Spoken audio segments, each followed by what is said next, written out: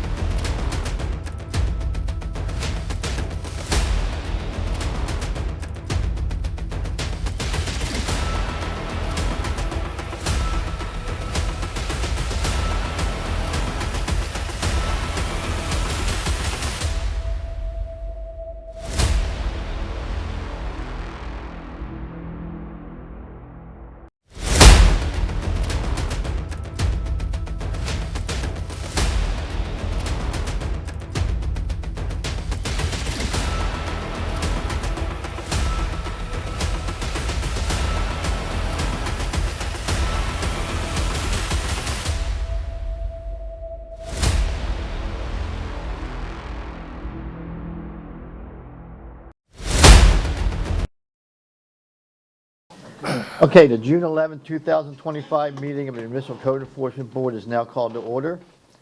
If everybody would please stand for the Pledge of Allegiance. Pledge allegiance to the flag of the United States of America and to the republic for which it stands, one nation, under God, indivisible, with liberty and justice for all. You. Just.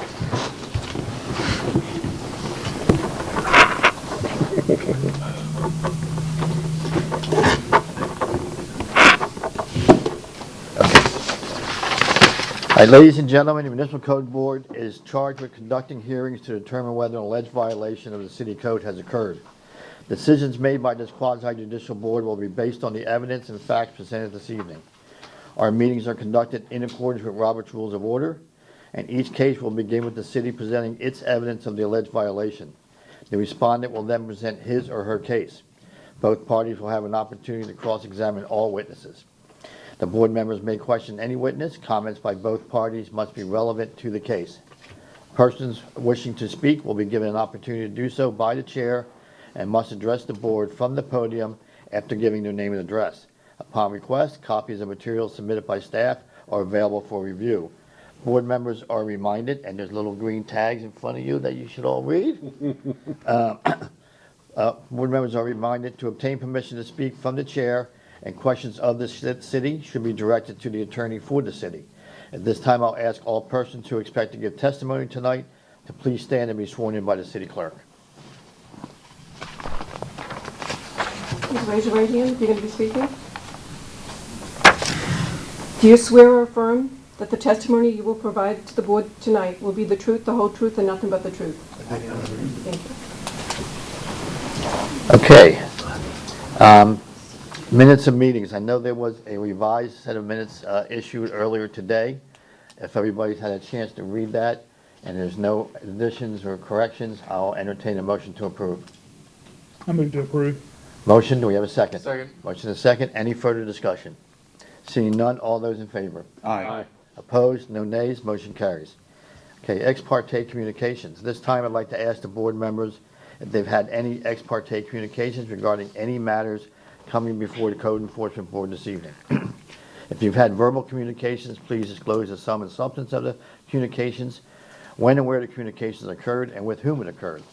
If you received any written communications, please disclose the nature of the communications and provide it to the city clerk to be filed in the record. Starting with you. Okay, yes, I have, on Wednesday, June 4th, I received a call from Kareem at 10:25 a.m. Telling me that he's reappealing his case and representing his case again, and the process replanting and doing new, replacing the trees.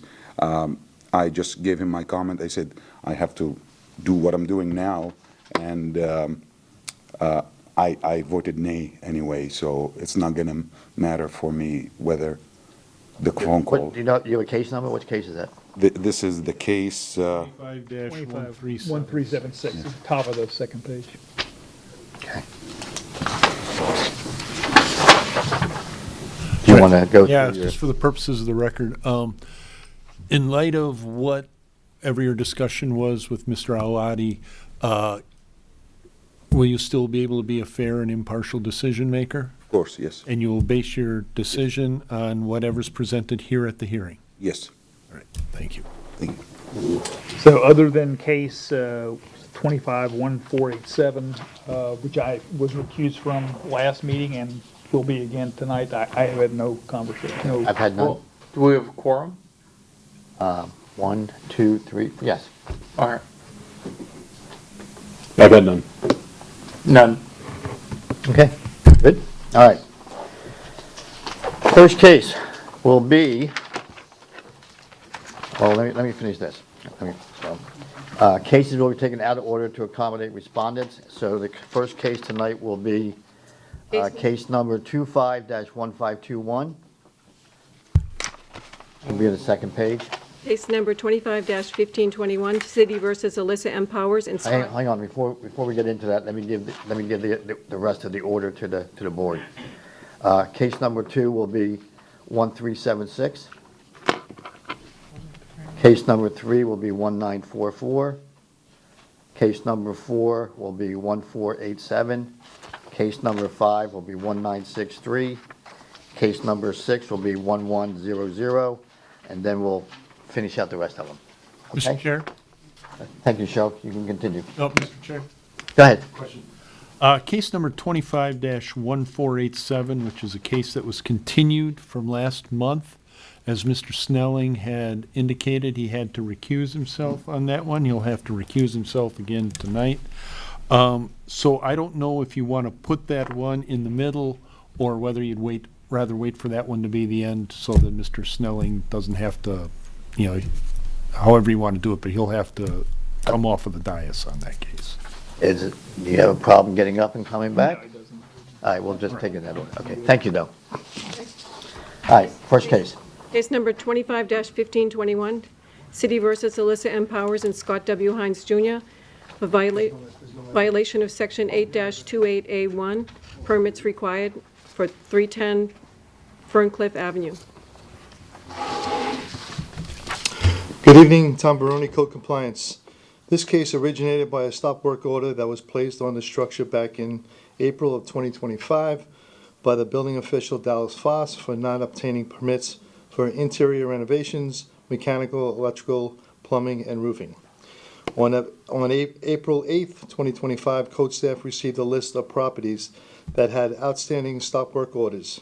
That following day, I prepared a notice of violation and hand-delivered the notice letter to Alyssa Powers with a compliance date of April 23rd, 2025. I checked on the status of the building permits on May 15th, 2025, and I was advised that the permits showed no change.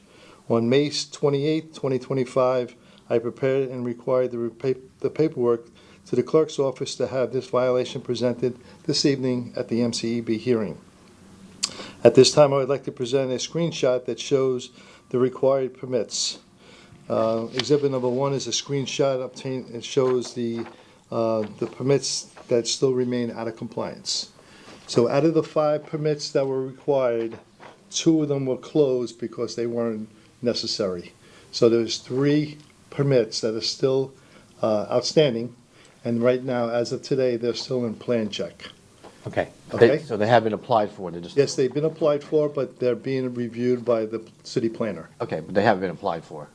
Yes. Okay. Okay. Just going through the process. This is just a screenshot exhibit number Okay, 1. we'll accept that, thank you. Any questions for the code officer? Just gonna ask, Go ahead. so applied for, does that mean that they paid the fee? No, they wouldn't pay for the fee until the very end. Okay. So they're just, the application's been prepared, submitted, and it's being reviewed. Okay, thanks. Any other questions? Would the respondent like to say something? Thank you. Thank you. Well, other than Name and address first, please. Scott Hines Jr., 310 Ferncliff. The only thing I'd really like to say, just after hearing that, is on Wednesday, April 9th, I had an email put together with the office saying that we were trying to get the permits, but we had everything in engineering at the time, and that we were 4 to 6 weeks out with the engineering. And then once the engineering got through, we got to the permit office. Now we're just waiting on it to be approved. Okay. So that's pretty much it. Great, thank you. All right, thank you. And Dallas, question for you. Is there any reason to think that within the next 30 days, those permits will not be issued? The permit was just released from zoning to me, so it should be within the next couple of weeks, we'll be out of here. So it would be within 30 days. Okay, great, thank you. Welcome. Any other questions? If not, I'll entertain a motion. Can I speak, Mr. Chair? Yeah, I'm going by the rules. okay, yeah. You have a question? No, I want to do a more. Oh, okay, yeah. Yeah, if you want to make a motion, go ahead and make a motion. Mr. Chairman? Mr. Chairman? Yeah, Before he makes that motion, I just want to advise you, the July hearing has been canceled. So there will be no city clerk, nor there will be a code director. So we're going to be canceling the July meeting. I'm sorry, I'm bringing it up to you now, but before he makes that motion, he's going to make within 30 days. So you may want to make it until August. August 13th. okay. Yeah, good, thank you. 13. Okay, Good point. sorry. I was going to bring up July meeting and under new business, but, Right, but he's gonna make a motion probably recommending 30 yeah, days. so for anything we do tonight, it should go to the August meeting since we're not going to have a July meeting. 60 days. 60 days. Thank you, sir. Thank you. Start. Go ahead. In case number 251521, I move that the city has proven by the greater weight of evidence the following violation of the city Temple Terrace City Code exists on the property located at 310 Ferncliff Avenue with the applicable code violation, section 8-28, subsection A, subsection 1. This motion is based on the sworn testimony this board has received from the code director, Tom Baroni, and other witnesses, along with any other evidence, including photos, affidavit, and the notice of violation of which is received and entered as part of the record of this hearing. I further move that the said violation be corrected on or before August 13, 2025. If the respondent does not comply with this order on or before that day, they are ordered to pay a fine for each day the violation continue past the date set for compliance. Upon considering the following factors: the gravity of the violation, any actions taken by the violator to correct the violation, any previous violations committed by the violator, I move that the fine be $25 per day. We have a motion. Do we have a second? I'll second. Motion is second. Any further discussion? Seeing none, all those in favor? Aye. Opposed? No nays? Motion carries. So what's just happened is you have been found in violation. However, you've got until August 14th to get the permits. If something comes up and you don't have the permits, come back on August 14th and let us know. At that point, you can ask for an extension. There's no guarantee you'll get one, but you're welcome to ask. But you should get them by then, okay? And as long as you get them by August 14th, there'll be no fine. All right, thank you. And it is raining out, but so you're welcome to stay, or you can leave, whatever you want to do. All right, thank you very much. Next case, please. Next case is case number 25-1376. It's a rehearing. City versus Ayoade Kareem. Violation is section 12-771, tree trimming, invasive trees. Site of the violation is 11407 Gibraltar Place. Mr. Chair, just real quick, kind of a procedural issue. This case was heard by the board last month. The board entered an order finding the respondent in violation and fined him $2,000 and directed him to remove both trees and then replace them with acceptable trees.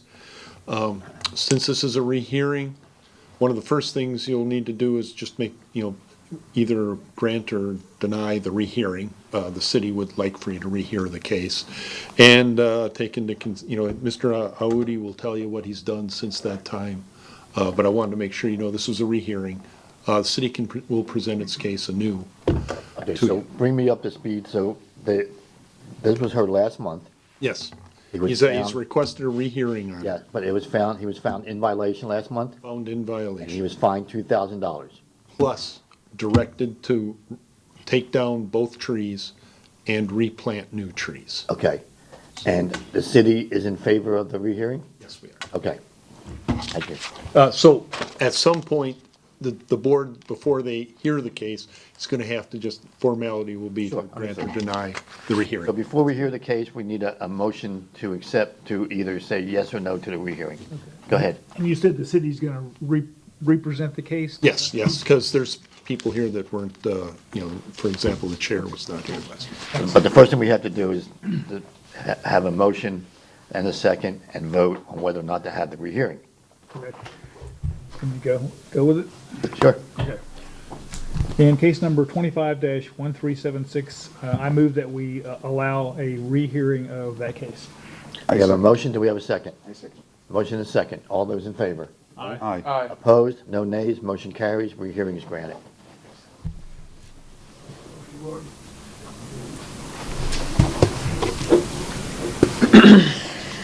This case originated March the 28th, 2025, when Temple Terrace City Arborist Joe Ferris was contacted by a citizen lodging a complaint. Tom Baroni, Joe Ferris, and I went to the site that same day to investigate the violation. My inspection revealed several oak tree roots had been improperly trimmed. During our observation, the homeowner returned and spoke with us. Karim stated he was just trying to beautify the area around the trees with the pavers and wasn't aware of any violation. Director Baroni explained in detail the irreparable, irreversible violation in the mandatory MCEB hearing. I prepared the notice letter on Monday, March the 31st, 2025. No one was at home, so I posted the notice letter at the front door and requested copies be sent certified in first-class mail to the owner of record. I also requested a copy be posted on the electronic board for the 10-day requirement. At this time, I'd like to submit photographic evidence taken by Joe Ferris and I on March the 28th, 2025. Would like to submit, sir? She's asking you if she can submit. Absolutely, I'm sorry. Thank you, sir. I don't have an updated calendar. Can I see your calendar? Yeah. It's actually August 13th. Yeah. Exhibit number 1 shows a notice letter posted at the front door. Exhibit number 2 shows the live oak tree on the city's rights-of-way. Exhibit number 3 shows the live oak tree damaged roots on the city right-of-way. Exhibit number 4 is a damaged oak tree root system on the north side on private property. Exhibit number 5 shows oak tree damaged root system north side on private property. Exhibit number 6 shows an oak tree damaged root system south side on private property. As of today's date, the individual has worked towards compliance, has taken out two of the trees out, and is working towards replanting, and has been in communication with arborist Joe Ferris. He is here this evening and would like to address the board. Okay, I have a question for you though, Lord. Explain to me what compliance means. What has to happen? Compliance would be whatever the fine is. Hang on. That needs to be paid in think Ernie wants compliance as far as the trees being planted. Again, these are irreparable, irreversible violations. So there's actually, with the finding, there'd be no compliance date or any. However, the board did order that, direct him to take out and replace those trees. So when we're saying compliance, it won't be the official compliance of an order, but in order to rectify or mitigate what he's done, he would be taking out those trees, and the arborist will be able to talk to you more about that. But I think that's what So I'm saying, code officer's talking about. What's it Yes, going sir. to take for him to come in compliance, whatever that definition is for tonight? I mean, The replacement of those trees. I think he's How many already trees are we taken talking? 2 out, and he's from what I understand, and he'll tell you better, he's getting new trees to put in. okay, so we're replacing 2 oaks and with whatever, right? Okay. Yes, sir, I believe 2 more oak trees. Joe is here to answer some questions, as well as the respondent, if the board would like Let's to hear from the answer. arborist first. Sure.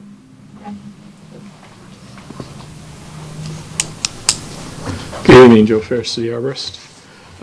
Yes, the homeowner's been in contact with me. He's removed both the trees that I requested to be removed due to the damage of the root system, and is in the process of replanting one back in the right-of-way, because the tree in the right-of-way was city tree, a live oak, and he's planning to plant another live oak in his rear yard, which will satisfy the mitigation of the damage to the trees. Okay. Name and address first, please. Good evening, Kareem Awadi, 11407 Gibraltar Place, Tampa, Florida 33617. Again, all I was trying to do is just make the yard looks better and the community looks better. It was an honest mistake. I hired someone on a Friday, 11 o'clock in the morning. It's not like I'm trying to hide anything. And I ended up being like doing the wrong thing. So now I'm trying to do the right thing, and I did actually the right things and remove those trees, and I'm gonna plant 2 new ones on Monday. Okay, great. And just it cost me a fortune to remove those 2 trees, and I got really harsh fine on our last hearing. So I hope you reconsider those fines and Okay. Thank you. Any questions for the respondent? Thank you. You can have a seat, sir. Thank you. So before I ask for a motion, Ernie, question for you. Since there already has been a decision made, can this board overturn the decision they made last month? Can they make a new decision? Yes, in fact, when you made the motion to rehear it, you basically set aside. Okay, so Okay. we're starting So we're starting with a new. clean slate. Yeah, there'll be an amended order. Somebody's mic isn't on. I guess it was mine, I thought. Okay, It's yours. Okay, sorry, Brian. okay. So it's the amended order and we're starting with a clean slate. Yes, because Okay, thank you. That's what I you need to had know. made the motion to rehear it. Okay, so with that, I'll entertain a motion from anyone. I'll take it. Thank you. Get the right one. All right. Is there anything special about this, Ernie? I say rehearing or anything like that? No, I just think what Mr. Awadi is asking is, in light of the fact that he had spent all that money to take down the trees and put in new trees, I think his biggest concern was the amount of the fine last time. So again, it's an irreparable, irreversible violation. Just keep that in mind. Okay. In case number 25-1376, I move that the city has proven by a greater weight of the evidence the following violations of the City of Temple Terrace City Code exist on the property located at 11407 Gibraltar Place. That is section 12-771. This motion is based on the sworn testimony this board has received from the Code Enforcement Officer Lori Smith, along with any other evidence, including photos, affidavits, and the notice of violation, all of which is received and entered as part of the record of this hearing. Given that this is irreversible damage, there's no correction to be made on a certain deadline. I move that the homeowner continue to replace the trees and that the $2,000 fine stands upon considering the following factors: the gravity of the violation, any actions taken by the violator to correct the actions, and any previous violations committed by the violator. Sorry, I know that was out of order. Yeah, you kind of mumbled through the fine part. I'm sorry. So what were you trying? I'd like the $2,000 fine to stand. You'd like the 2,000, okay. We have a motion, do we have a second? Second. Motion is second, any further discussion? As I mentioned last time, I think it's very, very high compared to cases that we already done here. I've never seen a case that exceeded at $250. And even I don't mind having this high with respect to what David says. And I voted nay on it last time because of the high fine, because I've been on this board 4 years. This is my 4th year. I never seen $1,000 per tree for a residential mistake. He did not do it intentionally, and I believe that. So Well, that's why. Let me, And he's also doing a lot of work and a lot of cost. We did not even do it to Chick-fil-A. We did not find Chick-fil-A this much, and Chick-fil-A was a business.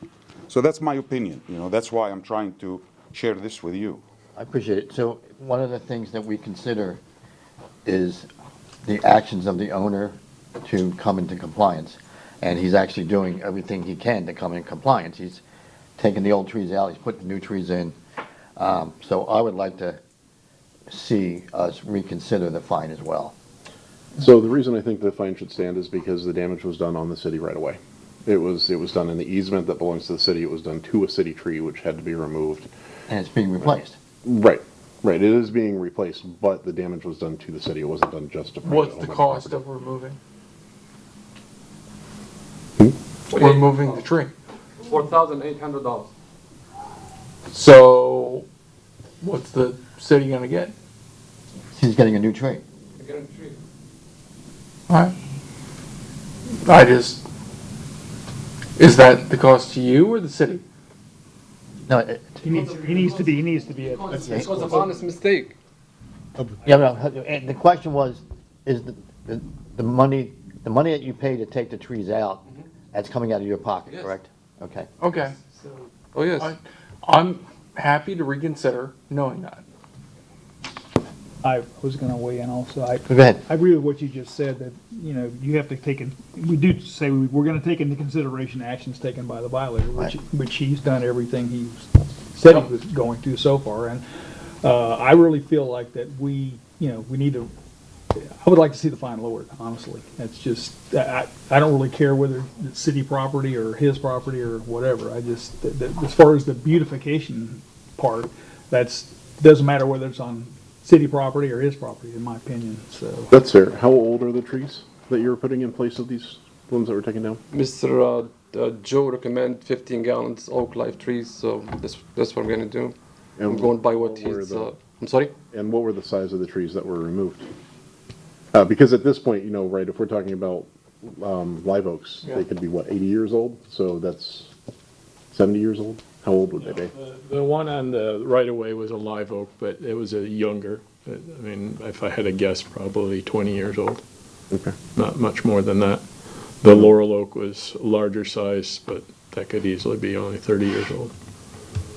So I would argue. It's not like they were grand live oaks that were removed. Smaller size oaks. And they're being replaced with? With live oaks. That are, I understand that. Yeah. Better about the same age, or? I'm sorry, what's that? That are about the same age, or? They're 15-gallon size trees, the same type I do when I do giveaways for residents. So it's a 15-gallon size container tree. Okay. Yeah. So, I mean, that's an older, it's a 20-year-old tree that was taken up out of the ground. You'd never be able to put in a 20-year-old tree. The cost of the irrigating. Sure, yeah, no, I get that. Well, and that's 10 times what he spent on the removal. That kind of leads to the point, right? These were healthy live trees that had been around for 20 years or more. Yeah, roughly. And they're now being replaced. Right. I mean, They are being replaced. They're being replaced, but I mean, are we gonna say a 5-year-old tree is equal to a 20-year-old tree? And if we are, then I guess that's the end of my argument. So I think it's more about the fact that they are being mitigated, that trees are going back in, that he's willing to replant. And the one was a laurel oak, so by planting a live oak, you're planting a better quality tree that's going to be around much longer than a laurel will be. And the fact that he's willing to replace the one that was in the right-of-way and it's not on the city expense for removal after the damage was done or replacing it. Okay. Does the city need to do any kind of inspection to make sure that it's been planted correctly? He's going to let me know. We've had this conversation. He kept me informed when the trees came down. I did go out and look and saw that they were taken and stump grinding was done. So once they're planted, he'll reach out again and I'll just go by to see that, yes, he did replant it. Okay. So But there's verify that they've been done. There's no inspection to ensure that it's been planted properly so that it seats and it doesn't, fall over with the next hurricane or something like that. I believe he's hiring someone. Hiring a company. Yeah, if he's hiring a company, hopefully they know what they're doing, yes. Okay. So there's no cost to the city then to do an inspection of the tree? No. And if it comes down, it's kind of on the responsibility of whoever planted it, right? Yeah. Okay. I mean, then what's the recommendation? The recommendation is, at least from my perspective, is that you revise your motion to exclude any fine. That would be my recommendation. And seeing as, everything has been mitigated, I suppose, yeah, all right. I can agree to that. And you had to just, All right. just say you're revising your motion. So to revise the motion, given the actions taken by the violator to correct the violation, I'll move that we levy a $0 fine, so no fine at all for the actions.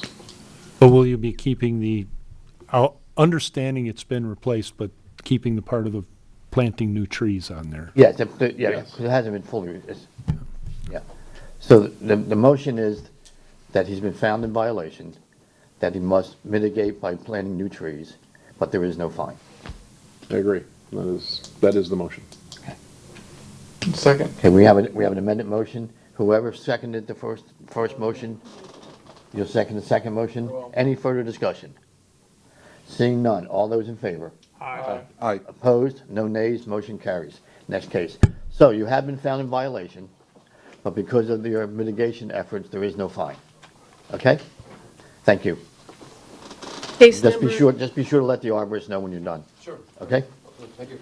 Next case, please. case number 25-1944, City versus Sharbiani Abdul Hozan and Amiri Atusa for violation of Section 10-4, subsection B, subsection A, subsection 4, subsection, I'm going to start that over, section 10-4B, 4A, nuisance buildings, 90 days, Section 12-921, subsection 2, parking driveway standards, Section 8-102, subsection 18, subsection A, sanitation shared area, Section 8-102, subsection 13, subsection H, windows and exterior doors, Section 8-102, 13K, hardware, Section 12-861, E6, fences appearance, and Section 10-34, sanitation, duty to keep premises clean for 332 Sunnyside Road.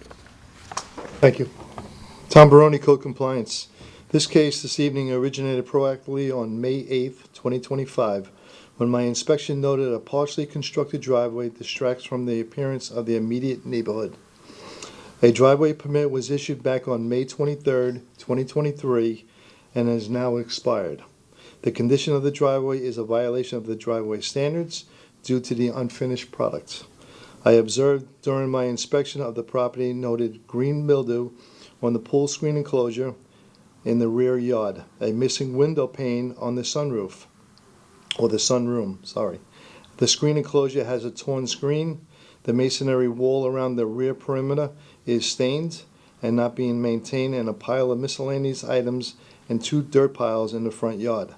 Due to the number of the violations, a notice of violation was prepared that same day with the compliance date of May 23rd, 2025. I posted the notice letter at the front door of the violation, and I also requested copies be sent out certified and first-class mail. I also requested a copy to be posted on an electronic board at City Hall for the 10-day requirement. On my reinspection on May 23rd, 2025, I noted no change. I did receive a phone call a few days later after the posting of the notice letter and had a conversation with the owner. We had a conversation about the driveway. Back in '23, he got a quote of, say, $30,000 or $15,000, but today it would cost him $30,000. The material is double the price. So the condition of the driveway has still stayed the same, so I proceeded forward moving this case this evening. At this time, I would like to submit photographic evidence that was taken by me. Exhibit number 1 shows the posting of the notice letter at the front door. Exhibit number 2 shows and reveals the unfinished driveway that sits for more than 90 days. Number 3 is a pool screen that is torn and mildew on the lower section of the pool screen. Number 4 is a missing window pane on the sunroom. Number 5 is the masonry wall around the perimeter of the property is stained and not being maintained. Exhibit number 6 shows the 2 dirt piles that have been placed there since 2023. Exhibit number 7 shows the miscellaneous items in the rear yard, and all these photos were taken by me on May 29, 2025. Great, we'll accept those. Thank Okay. you.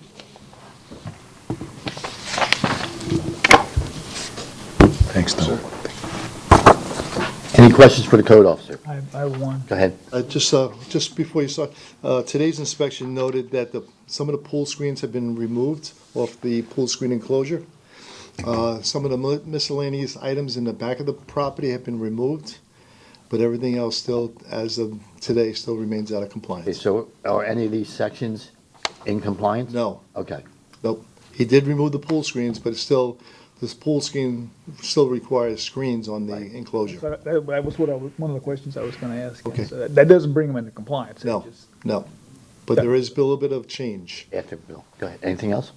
Yeah, but I can't remember what it was. Okay. I will think about it. Right. It's a total of 7 violations. Yes, I believe so.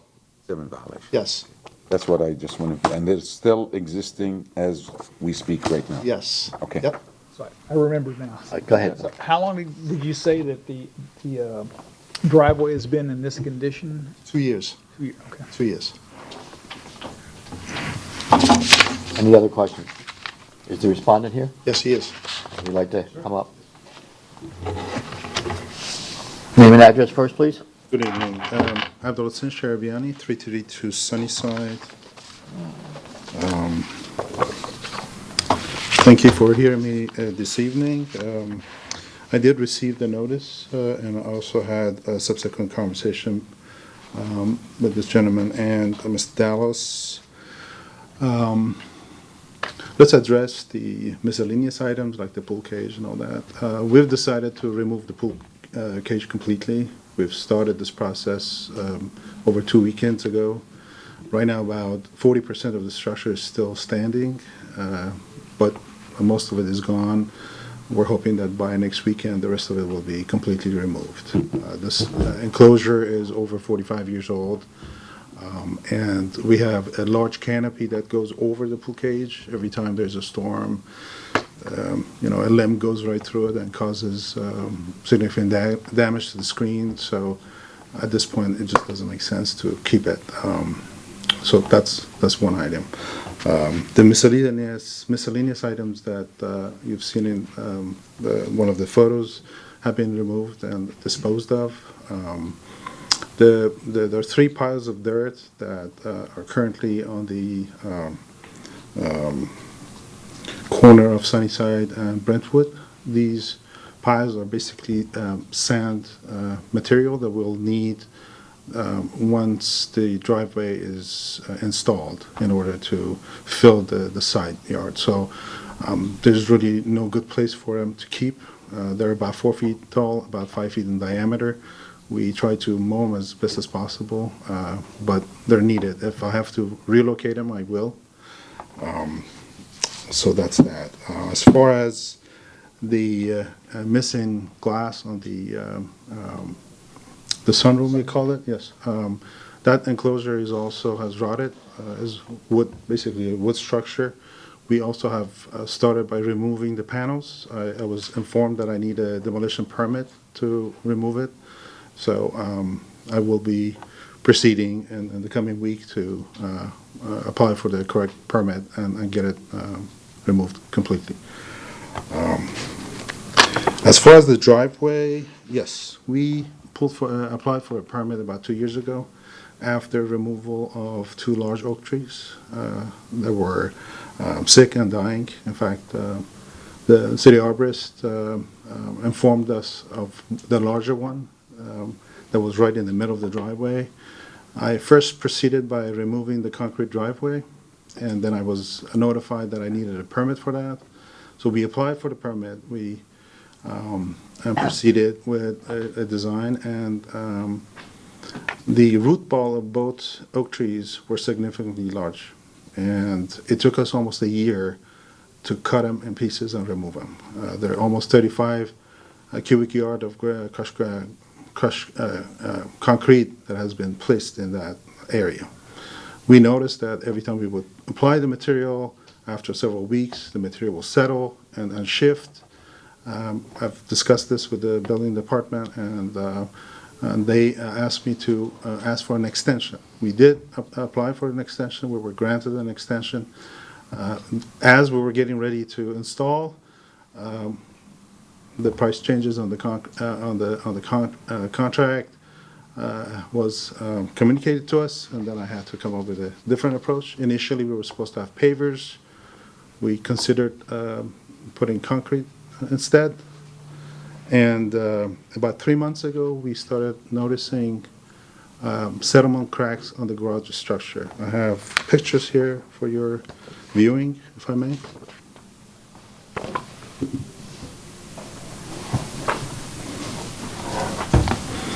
Four pictures. They're images of settlement cracks, foundation damage to the north side, east side, and south side of the garage structure.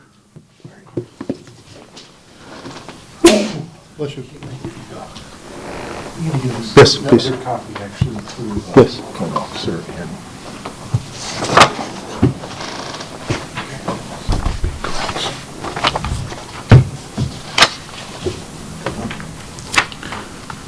These images are. Foundation cracks at your residence, at the residence? This is at the garage area, yes. The garage area? Right, in front of the.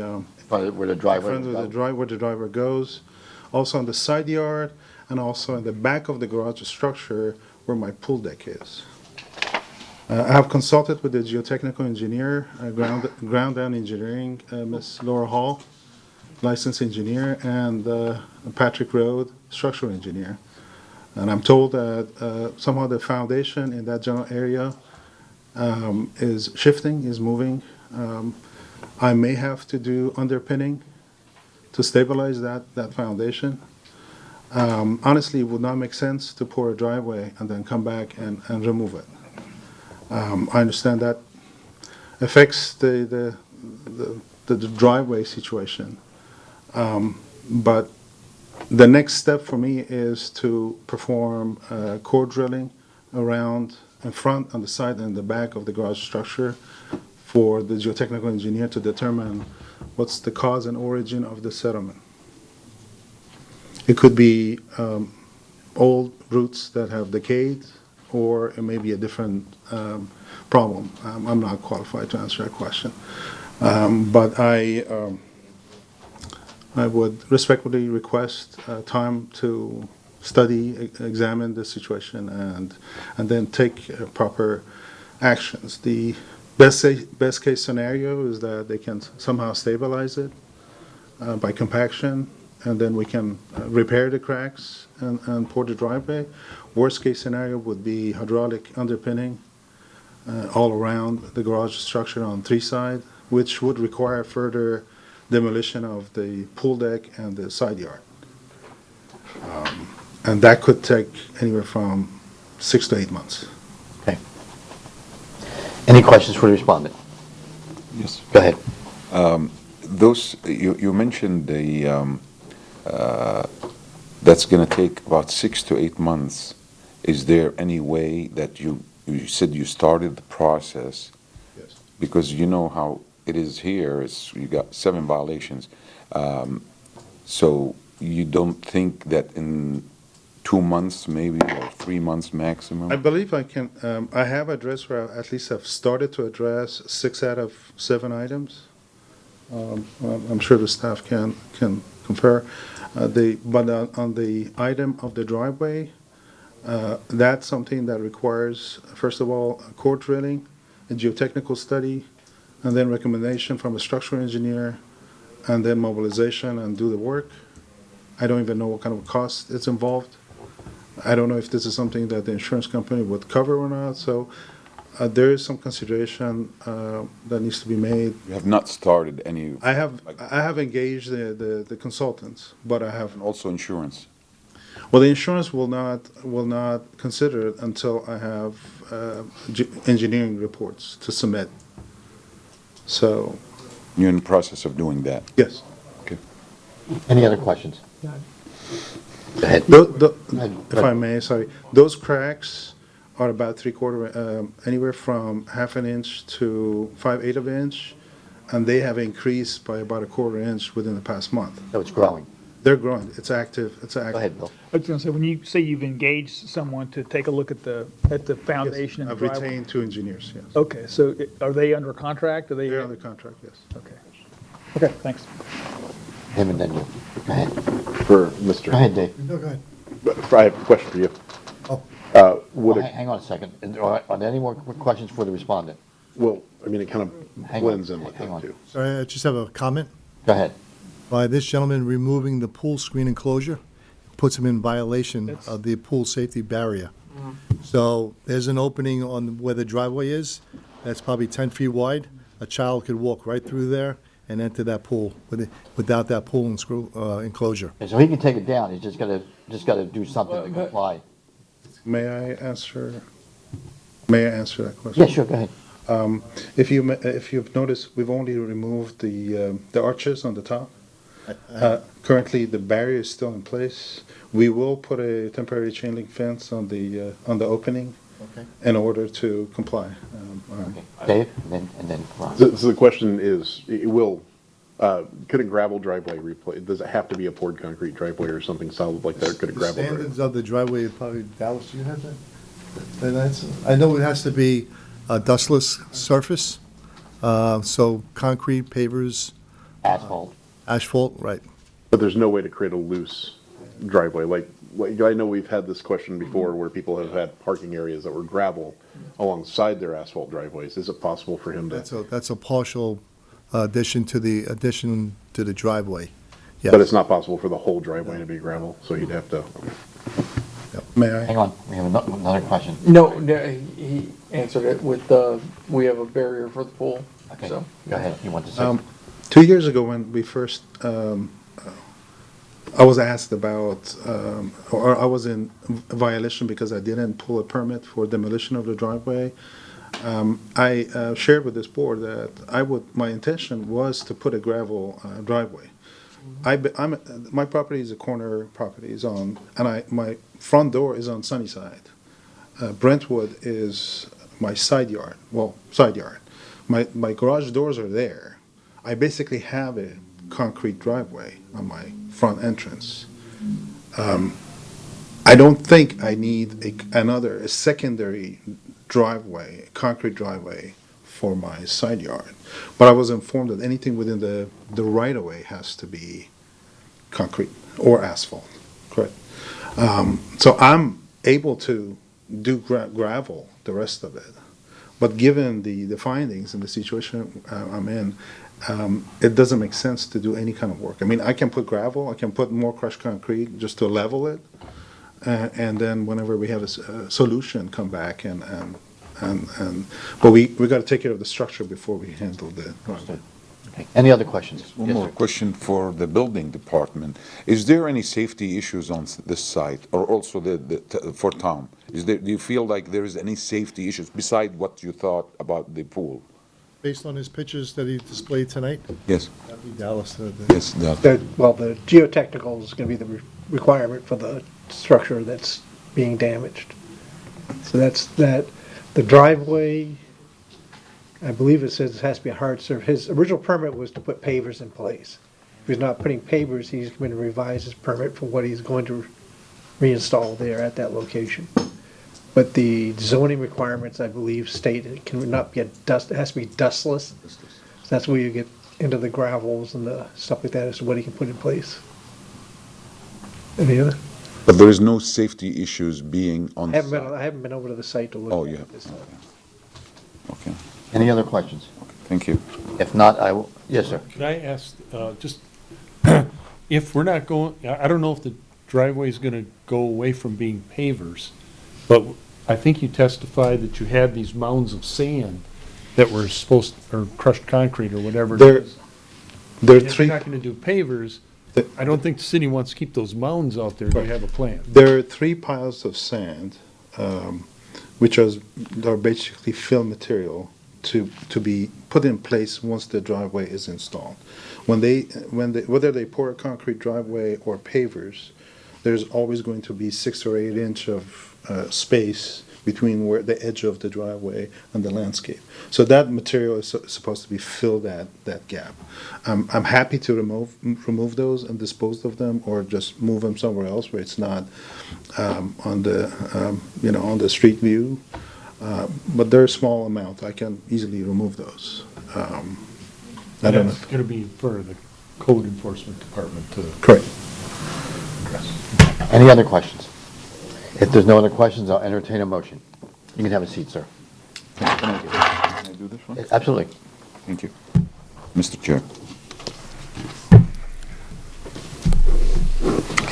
In case number 25-1944, I move that the city has proven by the greater weight of evidence the following violations of the City of Temple Terrace City Code exist on the property located at 332 Sunnyside Road, with the applicable code violations, section 10-4, subsection B, subsection 4, subsection A, section 12-92, 1, subsection 2, section 8-102, subsection 18, subsection A, section 8-102, 13, subsection H, section 8-102, subsection 13, subsection K, section 12-80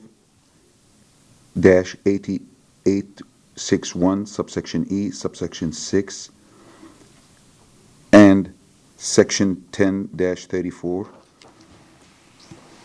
This motion is based on the sworn testimony this board has received from the code enforcement officer, along with any other evidence, including photos, affidavit, and the notice of violation, all of which received and entered as part of the record of this hearing.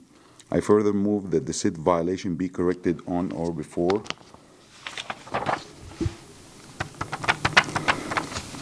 September 10th, 2025. If the respondent does not comply with this order on or before that day, they are ordered to pay a fine for each and every day the violation continue past the date set for compliance. Upon considering the following factors: the gravity of the violation, any action taken by the violator to correct the violation, any previous violations committed by the violator, I move that the fine be $150 per day. We have a motion, do we have a second? I'll second. Motion is second, any further discussion? Yeah, I think I would like to see you move the date up. He's got 2 months until the next meeting. I understand. But we need to see some progress. I mean, there's 7 violations, and he needs to show that I personally would like to see progress and that. From the violations, but I was gonna go Moving them, to yeah. August. I just moved it 1 more month. I made it 3 because knowing the engineering, I want him to come back that time and tell us more about what he's actually done with the geotechnical, because Well, he's already got a company under contract to do that. Yeah. To do that, I mean, 2 months. Is that? I don't think that's unrealistic. And I would like to see progress on all the other violations, the moving of the dirt, all the other stuff that's. well, I can revise it to August Hang on. 13th. Yeah. Any other comments? So there's been a comment to ask you to amend, to bring it back a month? That's up to you whether or not you want to do that. You know, I was gonna keep it at August, but when I looked at it, it's also, a lot of these violations. Some of them, I think you mentioned that he's in the progress of. Right, so if he finishing. comes back in August and some of them are done, and he can ask for an extension at that time? Well, I'd say August. I will comment on that. You like Yeah. being August? Okay, I can amend it to August. It just I wanted, because when he mentioned Okay, 6 to 8 months. That's fine, you said you're going to amend it, go ahead and amend it. Well, my second comment was, I think that $150 is pretty steep. I mean, do you feel like that's justified with the? Well, I wanted to encourage him to finish up fast, because it seems to me neighbors complains. Is it from, I felt No, like. I don't think Tom said. Is it Tom? He noticed it himself. You noticed it yourself, or was? I initiated the case. Oh, okay. I have received concerns from some of the neighbors. You did, yeah, because I heard you mentioned Mentioned that. in my testimony. It was initiated by me. Oh, okay. All right. Okay, so, yeah, if you want to. I can amend the fine too, It's up but. to you, but if you're going to amend it, please do it in a formal motion. Yes, Go ahead, Dave. I would agree with Bill to amend it to, because, I mean, if he is gonna solve a lot of these, and you were originally gonna give him 3 months, I mean, he's probably gonna come back and say, okay, all but 2 of these violations are brought into compliance. I mean, then we'd have to end up still fining him $150 a month if, it would seem to stand to A day. reason if it was, I'm sorry, a day. what would be acceptable for you? It's 50? Yeah, maybe. I mean, I know normally we do $25 per violation, so this is a little odd. 7 violations. Right, it's a little odd. $75. I took it down to 150, that's why, But really, the main violation we're looking at is, yeah, I don't know, it's a tough one. It's a tough one, because, whatever we say today has to last until, I don't know. Again, yeah, he said he's in the 75. process of rectifying most of them. that's what. If you split the baby and say $75 per day, That's pretty good. that might be acceptable to. Yeah. That makes sense. I have no problem with that. Then please officially amend your motion. Okay, should I repeat the whole? No, you don't have Or to just repeat it. amend the fine and the date? Okay, I move to I'll amend my motion to to reduce the fine to $75 per day, and the date is August 13, 2025. We have an amendment. Whoever seconded it the first time will I'll second second again. Any further discussion? Seeing none. All those in favor? Aye. Aye. Opposed? No nays. Okay, sir, so you have been found in violation for the violations that were all listed. You have until August 13th to bring all of the violations into compliance. If for some reason you cannot bring all the violations into compliance, you'll have to come back in front of us on August 13th. Let us know why, request an extension. There is no guarantee you will get an extension, but you have the right to ask for one. Okay? And at that point, if you have any engineering reports or anything else that you want to share with us, that would be the time. Okay? Good luck. Thank you. Next case, please. Bill can step down. Oh. I'll be back. Bye, Bill. Oh, this is your case. We'll miss you. Case number 25-1487 is a continued case.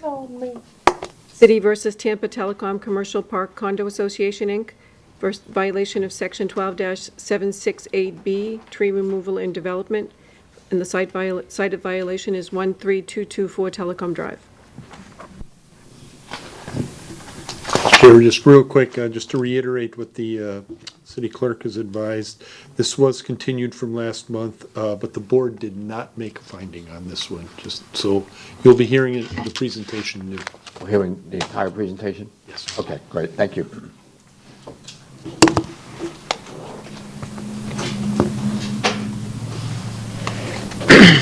Good evening, Mr. Chairman. Lori Smith, Code Compliance. This case originated April the 7th, 2025, when Temple Terrace City Arborist Joe Ferris was contacted by a citizen lodging a complaint. My inspection that same day noted several trees and shrubbery had been removed on the east side of the property. At that time, I contacted the property manager, Pravina Baba. Ms. Baba stated she was aware of some cleanup work by a tenant wanting to provide outdoor seating at their establishment.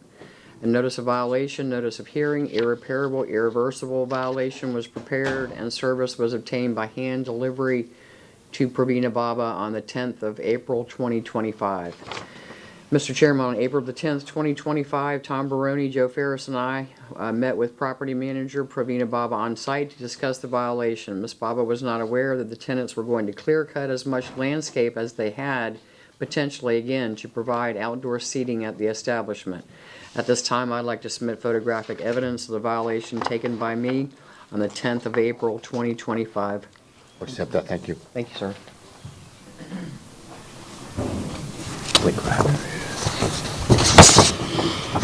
Exhibit number 1 shows land clearing the east side of the property.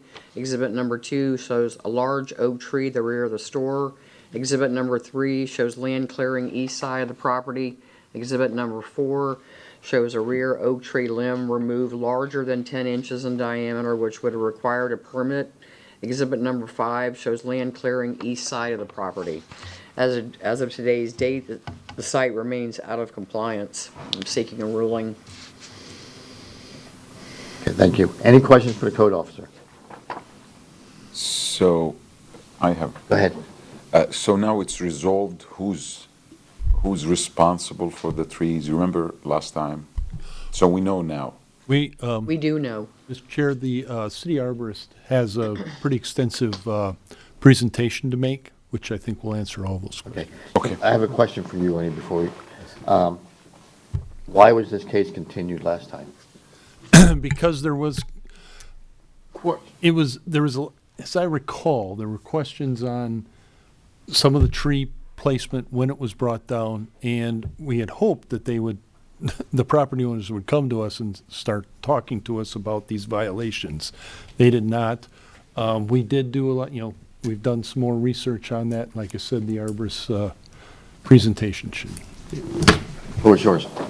Joe Ferris, City Arborist.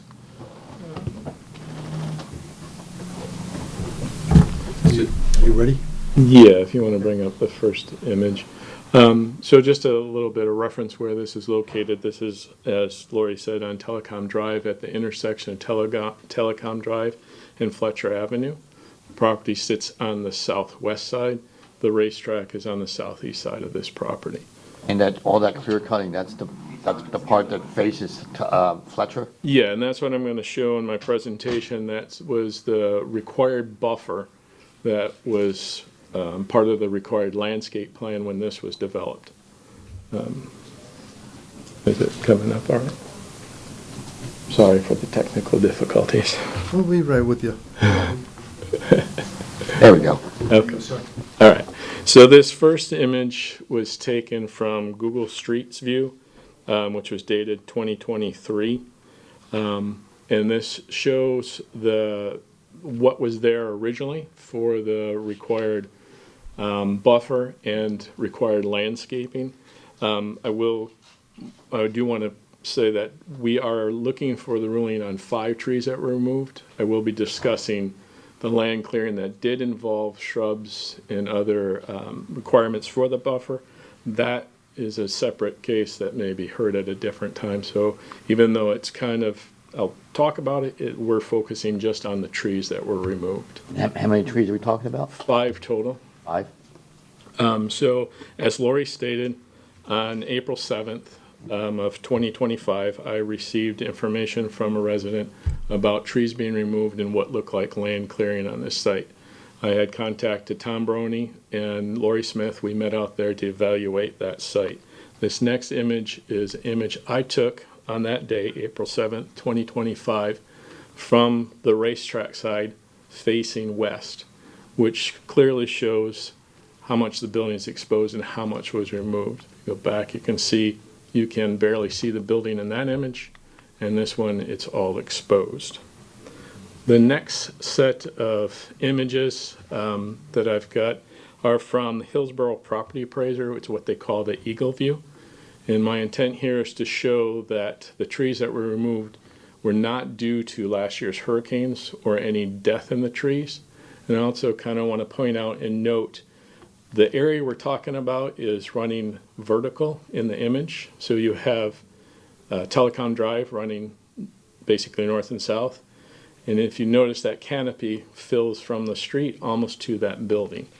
And as a reminder, last year we had 3 major hurricanes that brushed by Tampa Bay. The first being Debbie on August 4th, 2024, Helene on September 26, 2024, and Milton on October 9th, 2024. This image from the property appraiser was dated August 18th, 2024, which puts it after Debbie and before Helene in Milton. Clearly, no damage, no trees are down, no dead trees. The next image, same view, and again, this is the north, the top of your screen would be Fowler Avenue, or Fletcher Avenue, I'm sorry. This image was dated October 14th, 2024, which would have been 5 days after Milton. Again, no views of any trees that are down, no dead trees at all. Same amount of canopy, still there. So the last image in this view was dated January 5th of 2025. It's the most current view.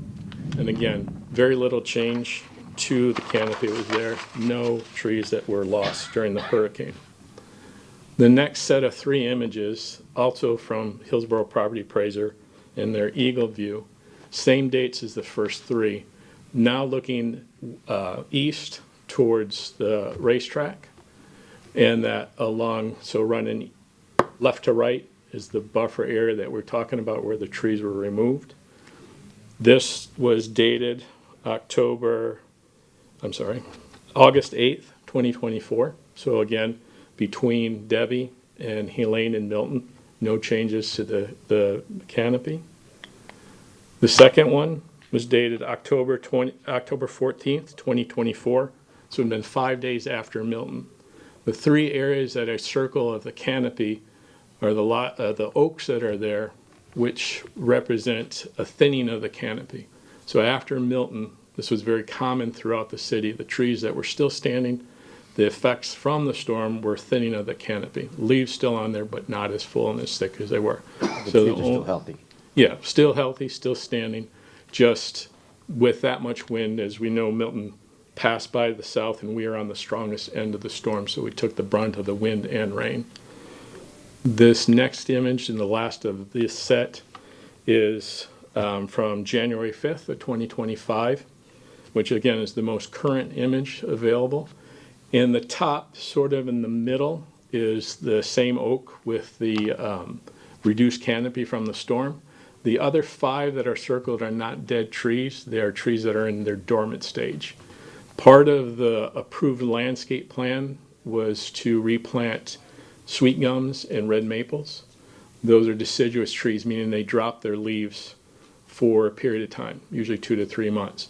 So this shows that they're in that dormant stage. At the time that this was taken, they wouldn't have had any leaves. So they're healthy trees, just haven't flushed out their new leaves yet. This image here is of the required landscape plan, which includes that required buffer. The red dashed line represents the property line that's running up and down vertical. The dashed should show purple. It's hard to see from here. That's on an angle. That one is the buffer requirement line. The space between the red and the purple is the required buffer easement. The yellow area is the area that was impacted with the removal and the clearing. And then I've noted on there along the red property line towards the bottom of the image, there are blue round shrubs. Those were required for the planting. And in the next few images, I'm going to refer back to that so you have an understanding of what we're looking at. Those shrubs were along the property line. So anything that took place that was removed or cleared were on the property side. We're not in the right-of-way of telecom. So this next one is an image of facing southeast view. So this is on the back side of the building, or the side of the building where there's an existing patio. And this shows what was cleared. You can see trees in the towards the background, but just beyond those trees, there's a row of hedges. Those are the ones in the previous image of the plan. So that shows, again, where that property line is at. This entire area had been cleared of any trees, any shrubs. And this was taken on April 10th, which was the day, as Lori said, we met with the property manager, or representative, Tom, Lori, and I, to discuss what had been done out there. The second image, same position, just facing north east, so it's viewing towards the intersection of Fletcher Avenue and Telecom. Again, cleared. The shrubs in the background go back to the image of the required landscape plan to show where that property line is at. This next image is an image of a panoramic view standing in the same spot, showing the entire end from one end to the other that was cleared. The second one, or this next one, shows the placement of a shipping container. So on April 7th, when we first were notified about this, there was no shipping container. When we came back on the 10th, this shipping container was put in place in the back of the building.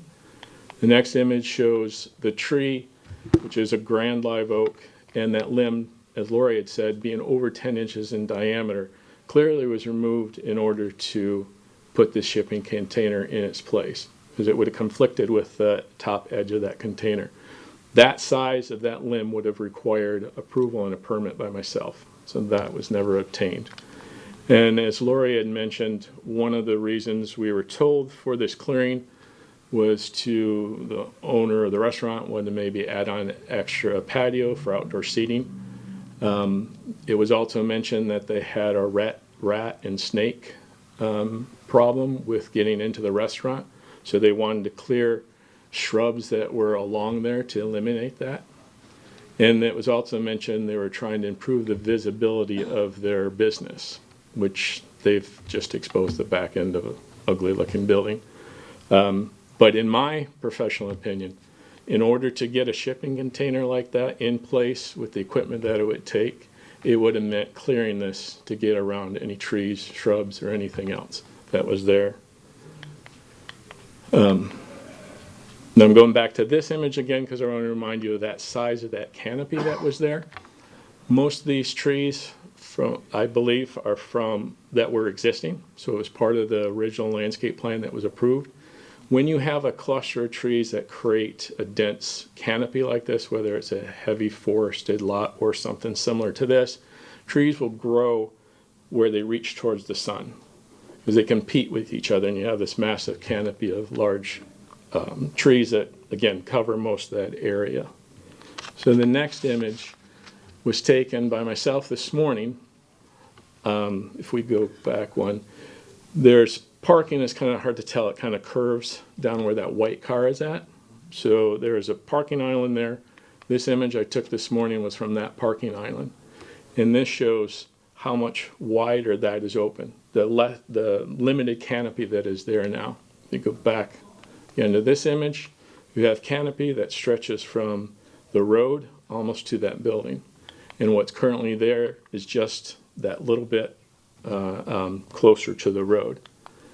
This image was taken from the street view from Google, dated April 2011. Does show that full canopy of trees that are there. And then this morning I stood in a similar location, again to show there's not as much canopy as there once was. This image, again, I wanted to show how thick that canopy is, that tree coverage from street towards building, almost covering that whole area just above the white car, which is the area where things were cleared. This image shows what I had just described. If you look at the trees, they're all bending towards the east. They're reaching towards that light. Anytime I've ever evaluated a property and you see something like this, it's an indication that there were trees there competing with each other and they've grown to that light. So what was there is no longer. So what kept that from being a full canopy has been removed. Another image back on the other side of the building, again to show how the trees are curved towards the sunlight because of what had been there that would have prevented the tree from a full canopy. And then this image we seen last month when I was here. The green arrows indicate the trees that are still there, that remained. The red indicate the 5 that have been removed. And then the final image is the green arrow showing what is still there, and then the openness and of exposing the back of that building. So, do you have any questions for the arborist? Are the respondents here? Yes, I believe they are. Come on up, state your name and address. Thank you.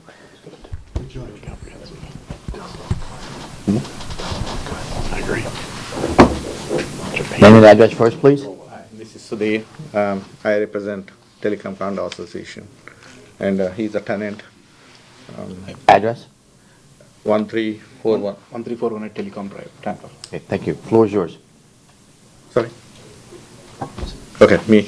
Last time when I was here, I was told that there are 5 trees that were removed. I mean, are we in the same page that there are 5 trees that were removed? Can you show me again what trees that were removed? Because, I mean, according to my, I'm not aware of any trees that were removed, first of all. I'm going by what my tenant told me. So he said that we did not remove those trees. He said there was only 1 tree that was removed because it was falling on the building. That's what I was told by the tenant. So I just want to see like what trees were removed exactly. Can you do the full screen? Okay. And if I may, at this time, not only trees removed, but remember you had that limb that was removed also. That I think we'll go one by step. I just want to make sure. Sure. Yeah, let's go step by step. So the 5 that are based on is from this image where I had to scrutinize, zoom in and out, comparing this image to the one that's existing now, showing those trees, and determining which ones of those matched up with what was existing out there. And again, if we go back to this image, or even this one, was August 18th of 2024, not even a year ago. And you can see the amount of canopy that was there, that again, stretched from the road almost to the building. But there were two And- hurricanes after that. Yes, there were, and that's what I just showed, that none of those were impacted by the hurricanes. They didn't come down from the hurricanes. Okay. You would see them lying on the ground if they were impacted from the hurricane. On the roadside, the trees that were removed, can you show me again those 5 trees that are on the roadside?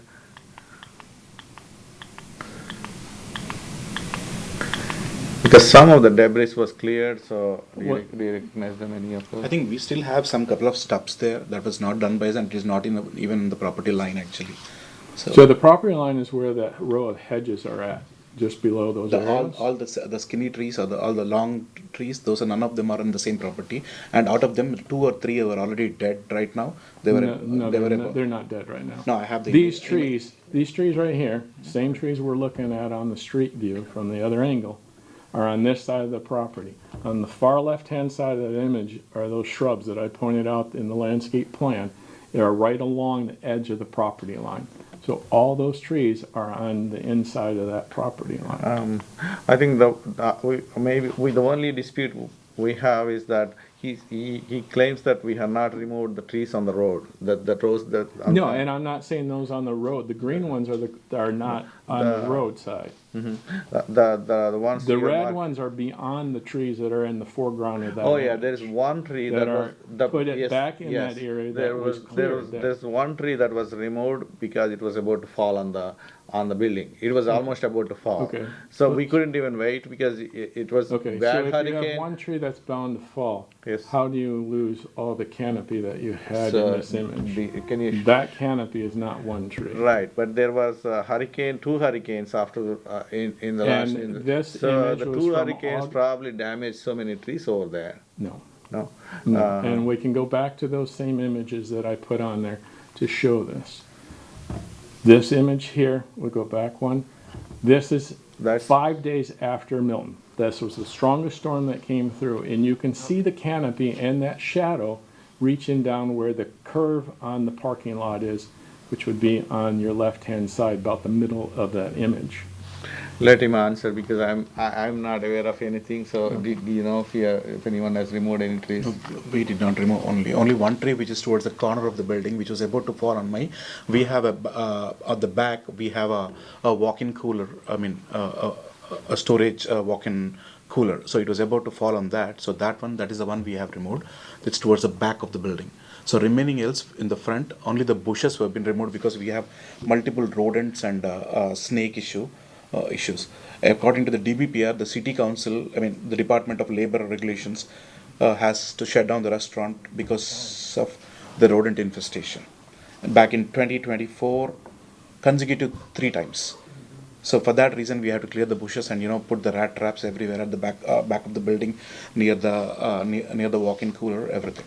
If we can get that up again, most of the area that was cleared was on the east side of the building. To the north, along Fletcher, there's still shrubs and other things. We definitely there. removed the shrubs. I explained in the last meeting that I understand why we had to remove the shrubs, but the trees removed on the. Okay, so let me cut to the chase here. So it's your testimony that you only took down one tree.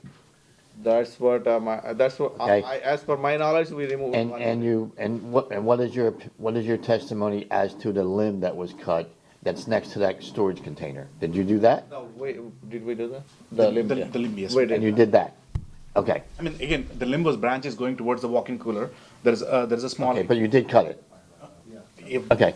It was falling on. There is a store. Got it, okay, like understood, thank you. Walk-in refrigerator where we have. So we removed it. But you did remove it, okay.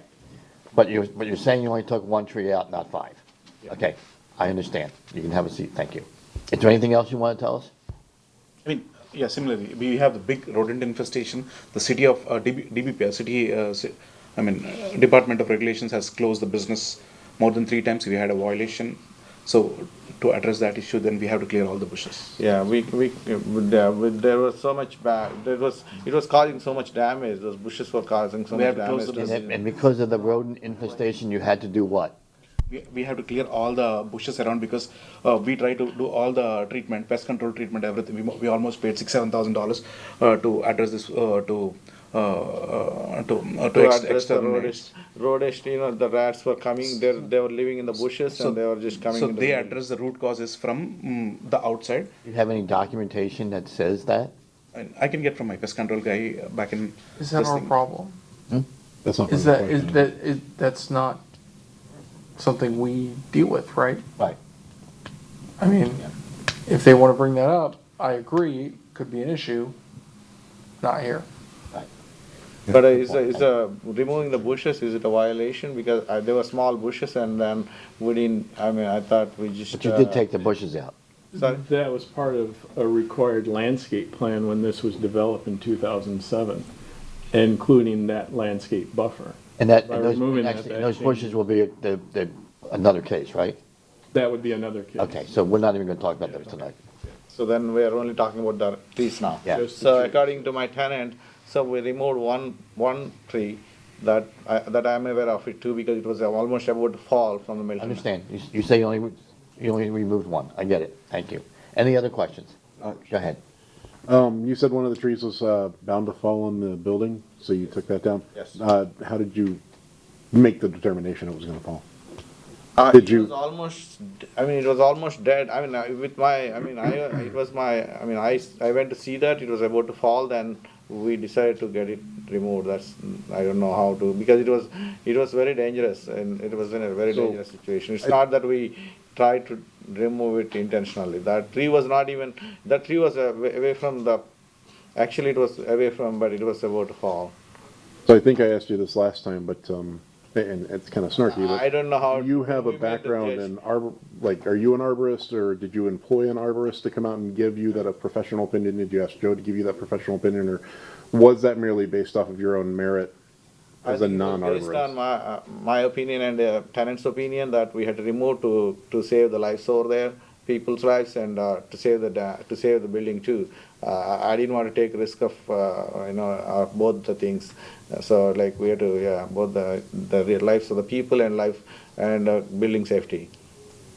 Okay, and Joe, I'm assuming that based on your professional opinion, from what you were able to garner from the images, that the tree appeared to be the one they're talking about. Did it appear to be at the end of the life? Or? Yeah, I never did see the tree. I wasn't called out to take a look at it to evaluate the tree.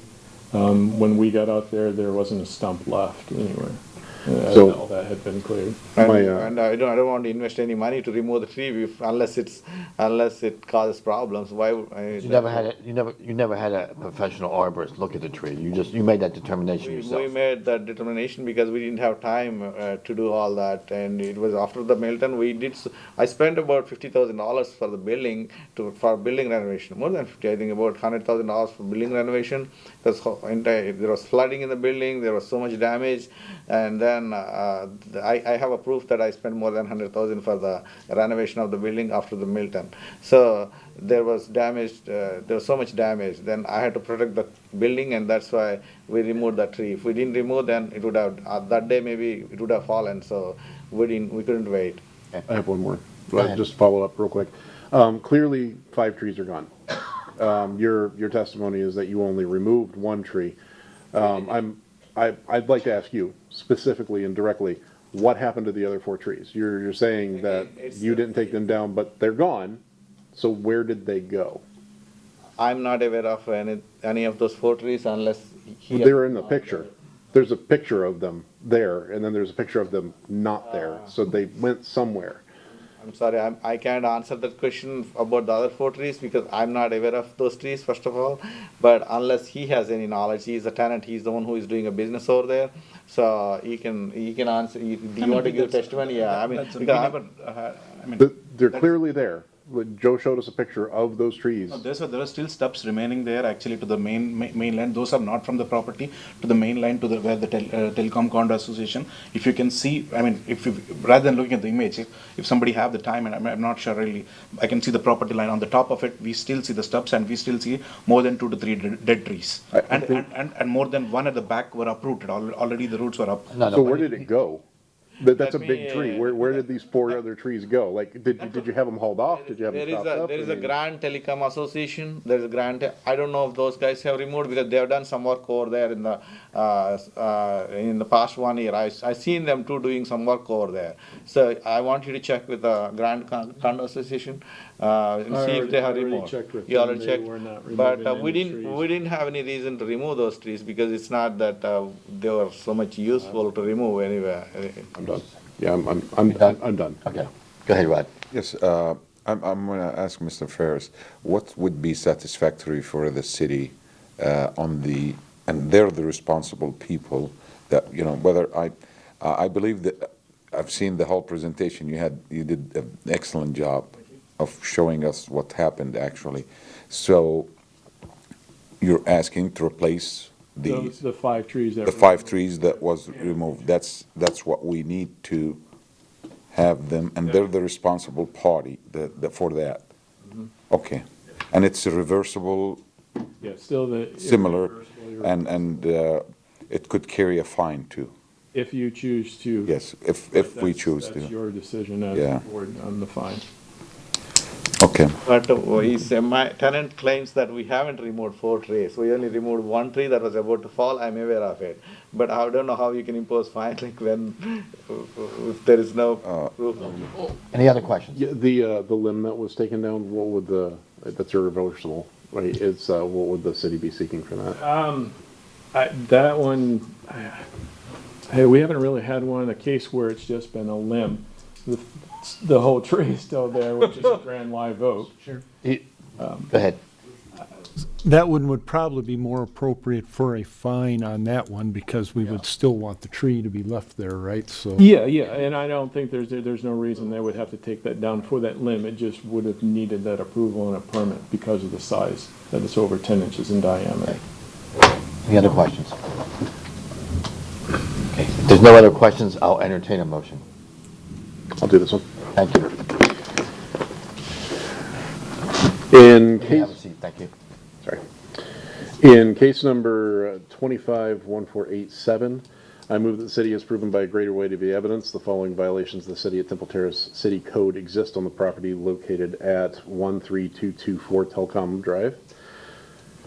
That violation is section 12-768 subsection B.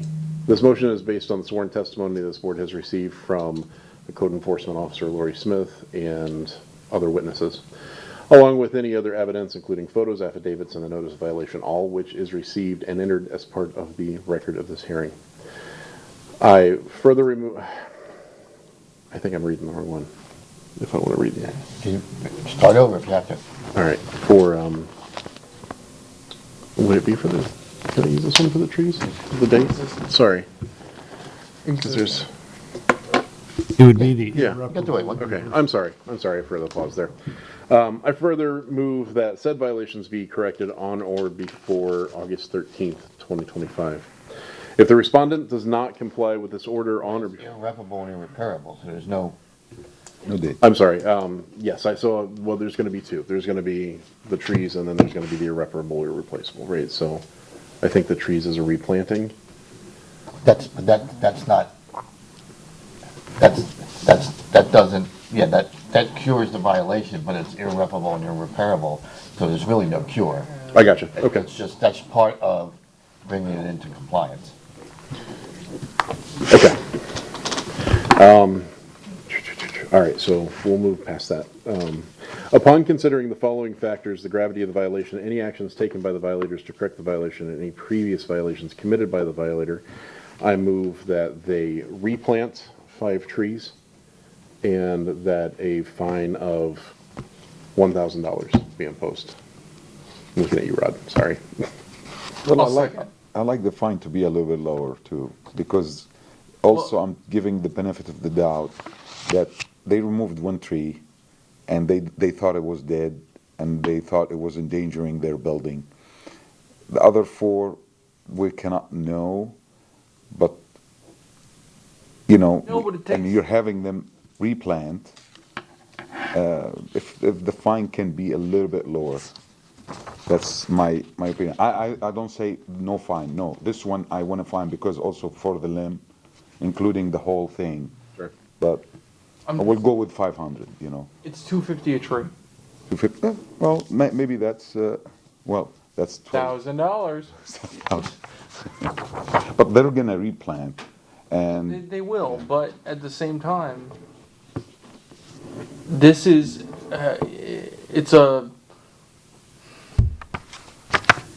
we're not here to hurt business. We're not here to hurt people. We're here to ensure that what the city wants happens by the residents. And so we have to make sure that happens. That's how I feel. how I feel, like if they do the effort with replanting, with permission of the chairman, replanting and doing and correcting what has happened, that there's a cost for that, and I don't want to put any Well, I think hardship. to his earlier point, to Dave's earlier point, in this particular case, you do have some very large trees that were removed. Somehow or another, whatever happened, happened. Confusion. And you have those 5 trees that they're gonna plant will not in our near future replace the canopy that was there. Correct.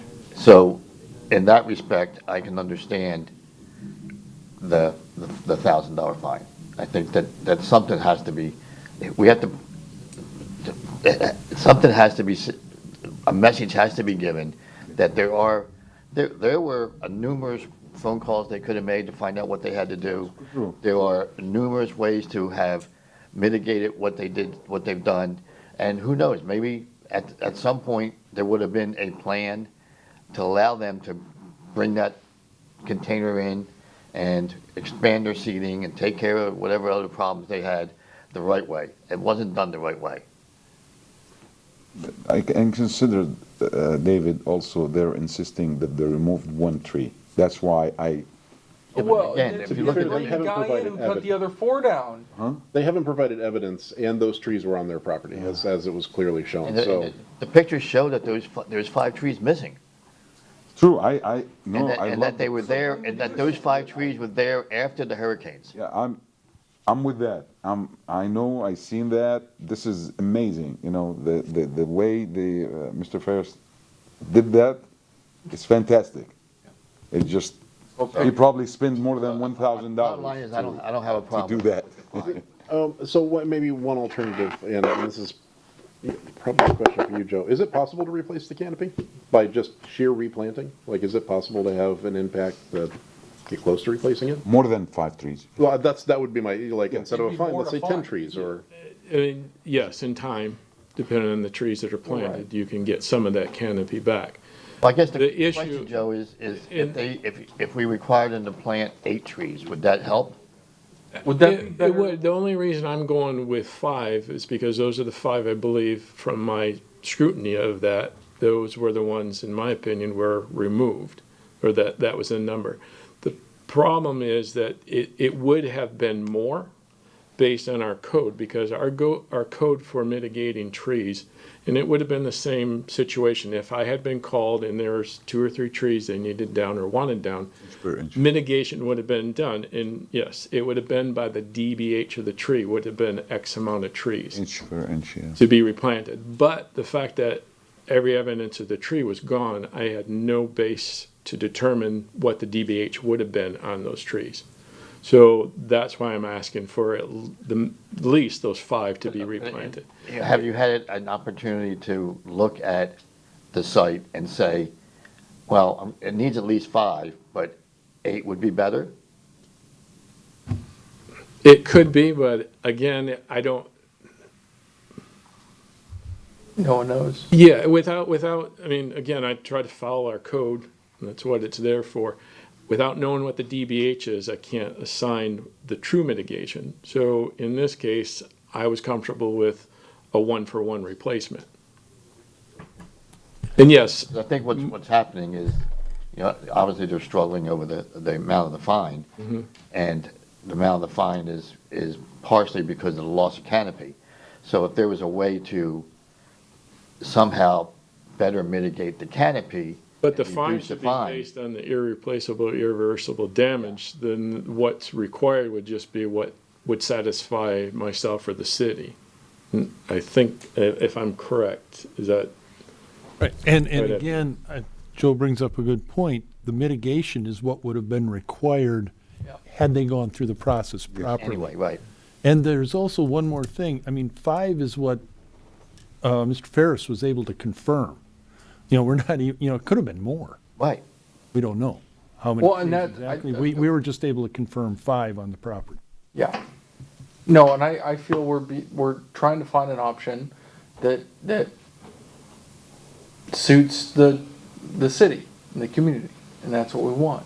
So I'm happy. Trying to find a balance between just a strict fine Yeah. and bringing that area back to, as best we can, to what it was before. And I think that gets into what we already discussed about the part of the buffer that's been gone. Those shrubs that had been there had been saw palmettos planted in there that helped screen that area from the roadway. It wasn't just the trees. But as we mentioned, that's going to be a separate case at a separate time. So it's kind of...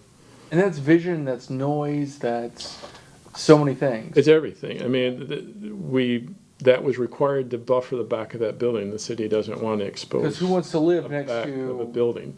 Yeah, a massive roadway. And based on the plans that were approved in 2007, those trees that created that large canopy that I showed in the aerials were those that were preserved when this was developed. The ones that I showed as deciduous matched the trees that were required to be mitigated at that time, probably for whatever was in that area where the parking and the buildings were placed. So most of these trees, in my opinion, that were along that, creating that large canopy coverage, were the existing trees from the project when it was originally developed. Oh, you know, I see your point. I'm with the fine, but I'm towards the mitigation more, bringing the site back to what was permitted. Which is the other. That's why I had in mind the shrubs, and they're gonna they have to end up the shrubs and making those canopies grow and. Shrubs are not part of this case. Yeah, I know, but bringing back the site to its original permit, when that was permitted originally. Any further comments? Could that be a condition? I was hesitant to put that in there because we are going to hear a case later about the remediation necessary for the clearing. Fair enough. All right. And maybe at that point, we don't assign a fine and we just say plant all the shrubs or whatever, but today we're talking about the 5 trees. Yeah, okay. Well, I see your So we point. still have a motion on the floor with a second. I'm okay with it. If there's no further discussion and there's no amendments, No amendments? no amendments, okay. All those in favor? Aye. Opposed? Nay. No nays. Motion carries. So you have been found in violation of the code. You have been fined $1,000 and required to replant 5 trees. You have until August 13th, August 13th, to come into compliance. If for any reason you cannot, you'll have to come back in front of us, and you can, at that time, ask for an extension. There is no guarantee you will receive an extension, but you have the right to ask for one. If I may, just to kind of, I think, clarify what you said, they have until August 13th to replant the trees. Remember, these are an irreparable, irreversible violation. Damage is done, so Right, it won't damage, be a yes. compliant state, but they have to replant the trees by... August 13th. Are we required to plant in the same place or anywhere, somewhere else? You can get with the arborist, he'll tell you. Okay? Next case, please. Case number 25-1963, City versus Perez Roy and Kathleen Sarah Lerner. The violation is section 12-861, subsection E, subsection 6, fences, appearance, section 10-3, subsection B, sanitation, grass, weeds, section 12-900, subsection 1, subsection 3, pools, safety barrier, and section 12-901, pools, duty to maintain. And the address is 6006 Soaring Avenue. Thank you. Good evening again, Mr. Chairman, board members, Lori Smith, Code Compliance. This case originated by a citizen complaint on May the 9th, 2025. My inspection revealed overgrown grass. The pool safety barrier was in disrepair. The wooden fence on the west side is in disrepair, and the pool was unsanitary. At that time, I went straight to a notice of violation with the compliance date of the 27th of May, 2025. No one was at home, so I posted the notice letter at the front door, and I requested copies be sent certified first-class mail to the owner of record. I also requested a copy be posted on the electronic board for the 10-day requirement. At this time, I would like to submit photographic evidence of the violations taken by me on May the 9th, 2025. Accept those, thank you. Thank you, sir.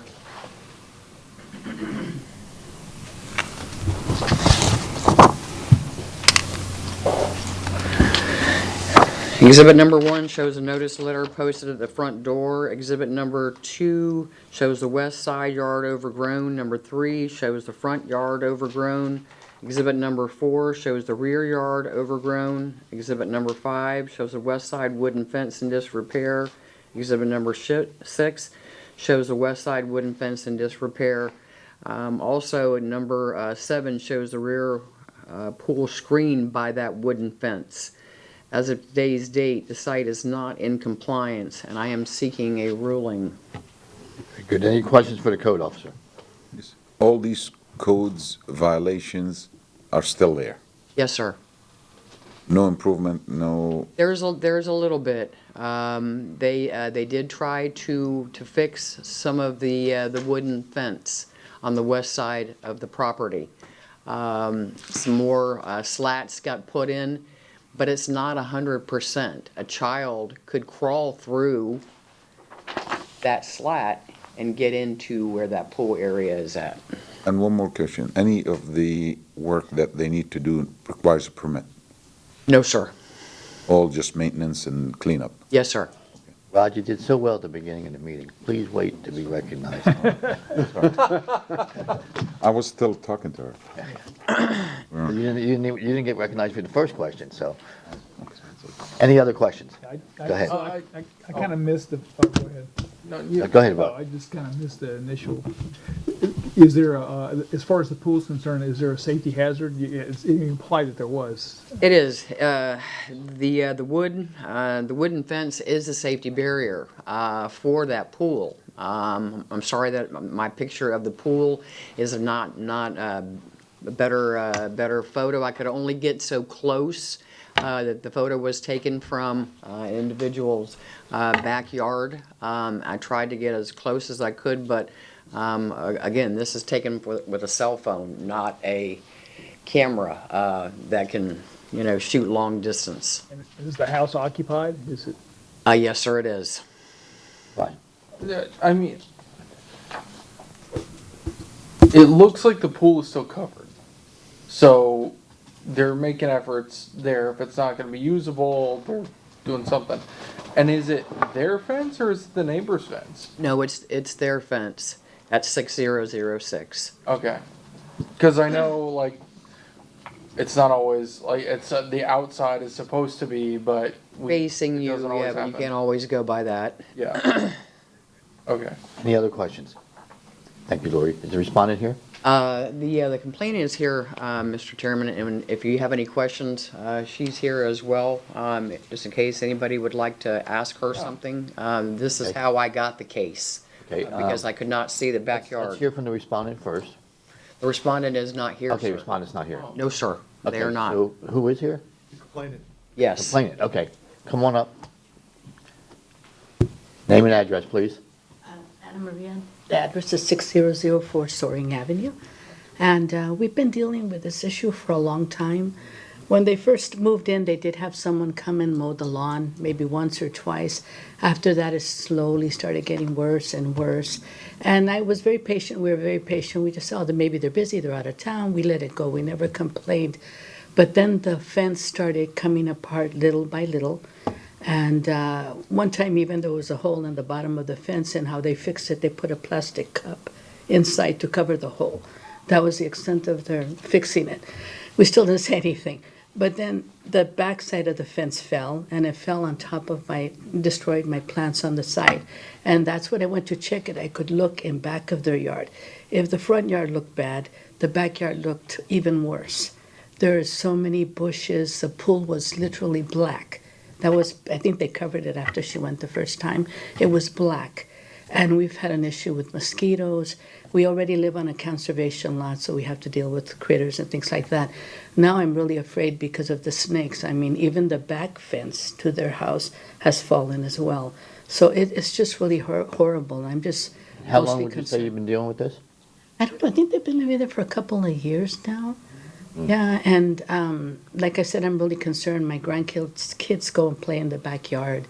I'm having another daughter come with all her kids to play, and you hear about the diseases with the mosquitoes, and it's just maybe rats, like the other gentleman talked about. It's just not fair. You know, we really go out of our way to keep our yard looking nice. And I try my best not to put shrubs that attract snakes. I always ask when I buy things, does this attract snakes, does it attract that? You know, so I think that, you know, we've been very patient. And and then the fence fell the first time. She told him to fix it. He came a couple of days later with a hammer and nails. He fixed it himself. And it was really weird because when Hurricane Milton came, it didn't knock the fence down. But after a while, no, really, it didn't. I was surprised. I thought it would. But after a while, with the rain, it fell down again. And they just ignored it. They just left it as if it didn't happen. I know they're aware of it because I hear them oftentimes in the patio, you know, talking and what have you. And we've been very patient. Like I said, we don't say anything. You know, we don't really want to confront anybody. We don't want problems with anybody. But I can't go outside in the evening even to work on my yard because there's so many mosquitoes. They've almost like double. And even in the morning, I go out early. There's a lot of mosquitoes. I've seen more snakes, which scare the dickens out of me. So that's all I want. I just want them to clean it. I asked her immediately, are we responsible for the fence? If we are, we'll take care of it right away. And she told me, no, that fence is theirs, your fence is on the other side. So, you know, she told them that, they were aware of that, but they just aren't doing anything about it. And, you know, Any questions? That's all I want. Thank you, ma'am. I can just comment, this property is in foreclosure, which is probably part of the problem why nothing's being maintained. A judgment was entered. The sale has been continued several times. I checked this morning. It looks like the sale has not happened yet because the property appraiser shows that these people, the respondents, are still the property owners. But I just want to let you know, and that's probably what's compounding the problem, is the fact that there's been a foreclosure on it. Can I ask Try, if this board enters an order on it, just realize that once the sale occurs, we had that little talk a year ago, in the certificate of title, then this lien will probably get wiped out. However, I can try to contact, if you enter an order, try and get that to the people that got the judgment, the bank, and see if they're willing to try and take some corrective action, but I can't guarantee that. Okay. That's what I was gonna ask, is us putting a motion on this and putting a fine or a lien, is that gonna cause an issue for the sale of the property? No, it won't cause an issue as far as the sale. It's gonna end up wiping out Okay. the lien. Yeah. But I will try and reach out and at least send them a copy of the order. Okay. Let them know I don't know if it'll do anything, but it's at least an attempt. Do we know when the foreclosure went through? How long? Judgment occurred? Yeah. I should have looked at the date on that, I'm sorry, but I would say that it's probably been a year. Really? I would say close to Okay. And how long does it normally take before the sheriff comes and puts a notice on the door and they have to leave? And once the sale would occur and there's a new owner. okay. And that hasn't occurred yet? That has not occurred. And we don't know when that'll occur? Okay. So if they don't sell the house or it doesn't go through, we just have to deal with that mess? There's nothing we can do? Well, we'll have, if the sale happens, I would hope we then have, like the bank or whoever, that we can actually have bring a case against again. Right. And have an order against them. when a property's in foreclosure, it just, it's problematic. I see. You know, statewide, countrywide. Yeah. You know, the banks aren't real good at trying to maintain these. They don't want to spend any money on it until they have ownership. I understand. Okay. Any other questions? Seeing none, I'll entertain a motion. Thank you. Thank you, ma'am. Go for it, Dave.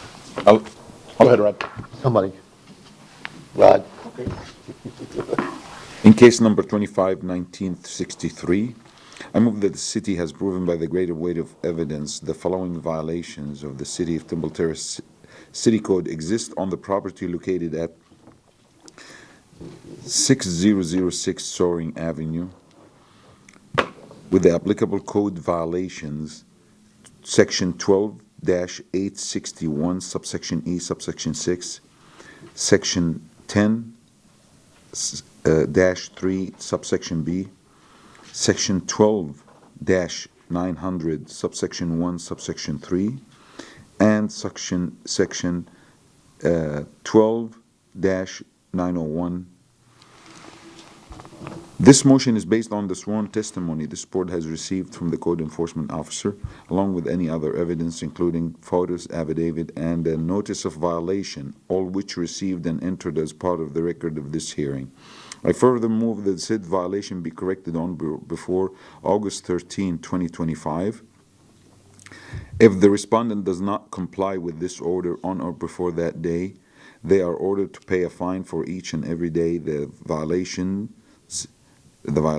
continue past the date set for compliance. Upon considering the following factors: the gravity of the violation, any actions taken by the violator to correct the violation, any previous violations committed by the violator, I move that the fine be $50 per day. We have a motion. Do we have a second? Second. Motion and second. Any further discussion? Just a question for you, Ernie. Given the circumstances, should we have a date that's sooner than August 13th? Or doesn't it matter? Can we? Can we have it earlier?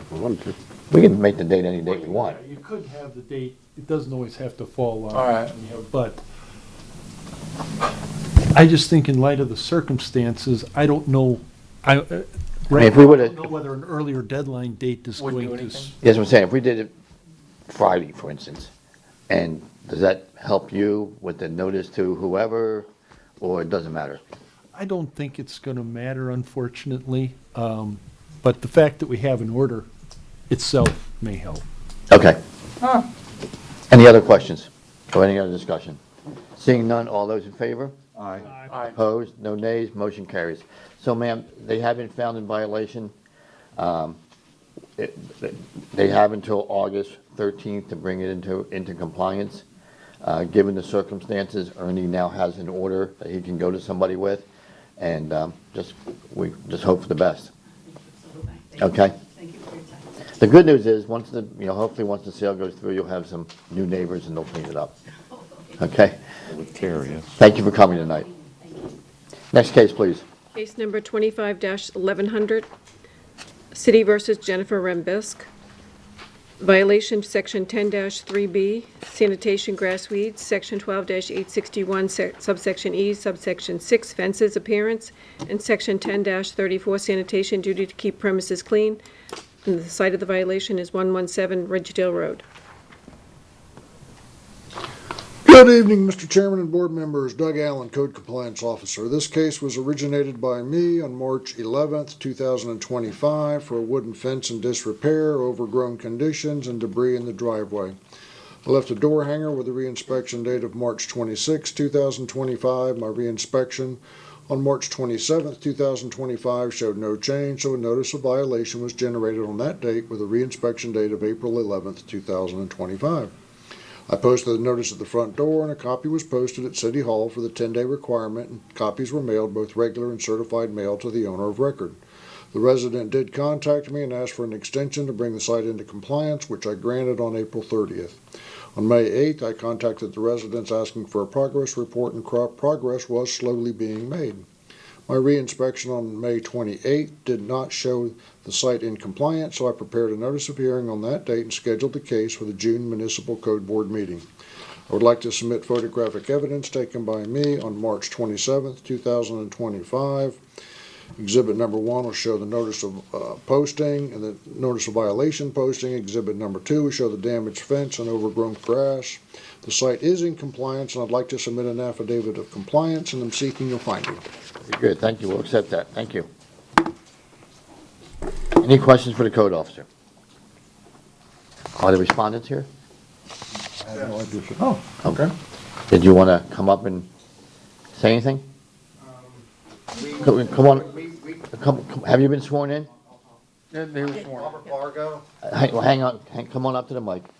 Name and address, please. Name Robert Vargo, address 117 Ridgedale Road. Okay. I'm Jennifer Rembish's fiance. I just want to make sure everything was clear because I contacted Doug Allen, sent him all the photos showing that the fence was constructed. You know, unfortunately weather and, you know, a few things held it up, but it is all fully corrected. Okay, great. Thank you. As well as that clears it up. Any questions for the respondent? I think we're good, thank you. If there's no other questions, I'll entertain a motion. All right. Can I ask a question? It's on and here at the affidavit of compliance, it was 3 violations, and here it's just mentioning 2? No, there's 3. There's 3 in there. No, you say it on the affidavit of compliance. Oh. Yeah. I'm not really sure, but that's why. It does say 3 on my case. Yeah. It was 3 violations. I don't know. But if that was is that on my... Now, there's 3 violations on it. Oh, okay. Section 10 and 12. Oh, okay, because that's not, it's all together, sorry. Happy? It's, Okay. No, all Right. 3 it's violations. just because it's all next to each other. All right, thank you. So the 3 violations were 3 clear. violations, all in compliance. Okay. So, in case number 25-1100, I move that the city has proven by a greater weight of the evidence the following violations of the City of Temple Terrace City Code did exist on the property located at 117 Ridgedale Road. Applicable codes are Section 10-3, subsection B, 12-861, subsection E, subsection 6, Section 10-34. I think that's it, yep. So this motion is based on the sworn testimony this board has received from Code Enforcement Officer Doug Allen, along with any other evidence, including photos, affidavits, and notice of violation, all of which is received and entered as part of the record of this hearing. I further move that no fine be imposed because the violations were brought into compliance prior to the date of this hearing. I second. We have a motion, we have a second. Any further discussion? Seeing none, all those in favor? Aye. Opposed, no nays, motion carries. So the property has been found in violation, but because you brought it into compliance, there's no fine. Okay, thank you for your help. Have a good night. Next case, please. Case number 24-4708, City versus El Zamzami, M. El Zamzami, for the violation of Section 12-861, subsection E, subsection 6, fences appearance. Site of violation is 235 Willowwick Avenue. Good evening, Mr. Chairman and board members. Doug Allen, Code Compliance Officer. This case was reported to me by Director Baroni on November 25th, 2024 for a wooden privacy fence in disrepair. I left a door hanger on that date with a reinspection date of December 16th, 2024. My reinspection on December 17th showed no change, so I generated a notice of violation on that date with a reinspection date of February 31st. I posted a copy of the notice of violation at the front door, and a copy was posted at City Hall for the 10-day requirement, and copies were mailed, both certified and regular mail, to the address of the owner of record. Our department did allow for additional time if improvements were made over time, and as long as there was consistent progress. My reinspection on May 28 showed the repairs were not completed, so I noticed the hearing was prepared on that date, and the case was scheduled for the June Municipal Code Board meeting. This time, I'd like to submit photographic evidence taken by me on December 17th. Exhibit number 1 is a copy of the notice of violation posting. The site is in compliance, and I'd like to submit an affidavit of compliance, and am seeking a finding. We will certainly accept that. Thank you.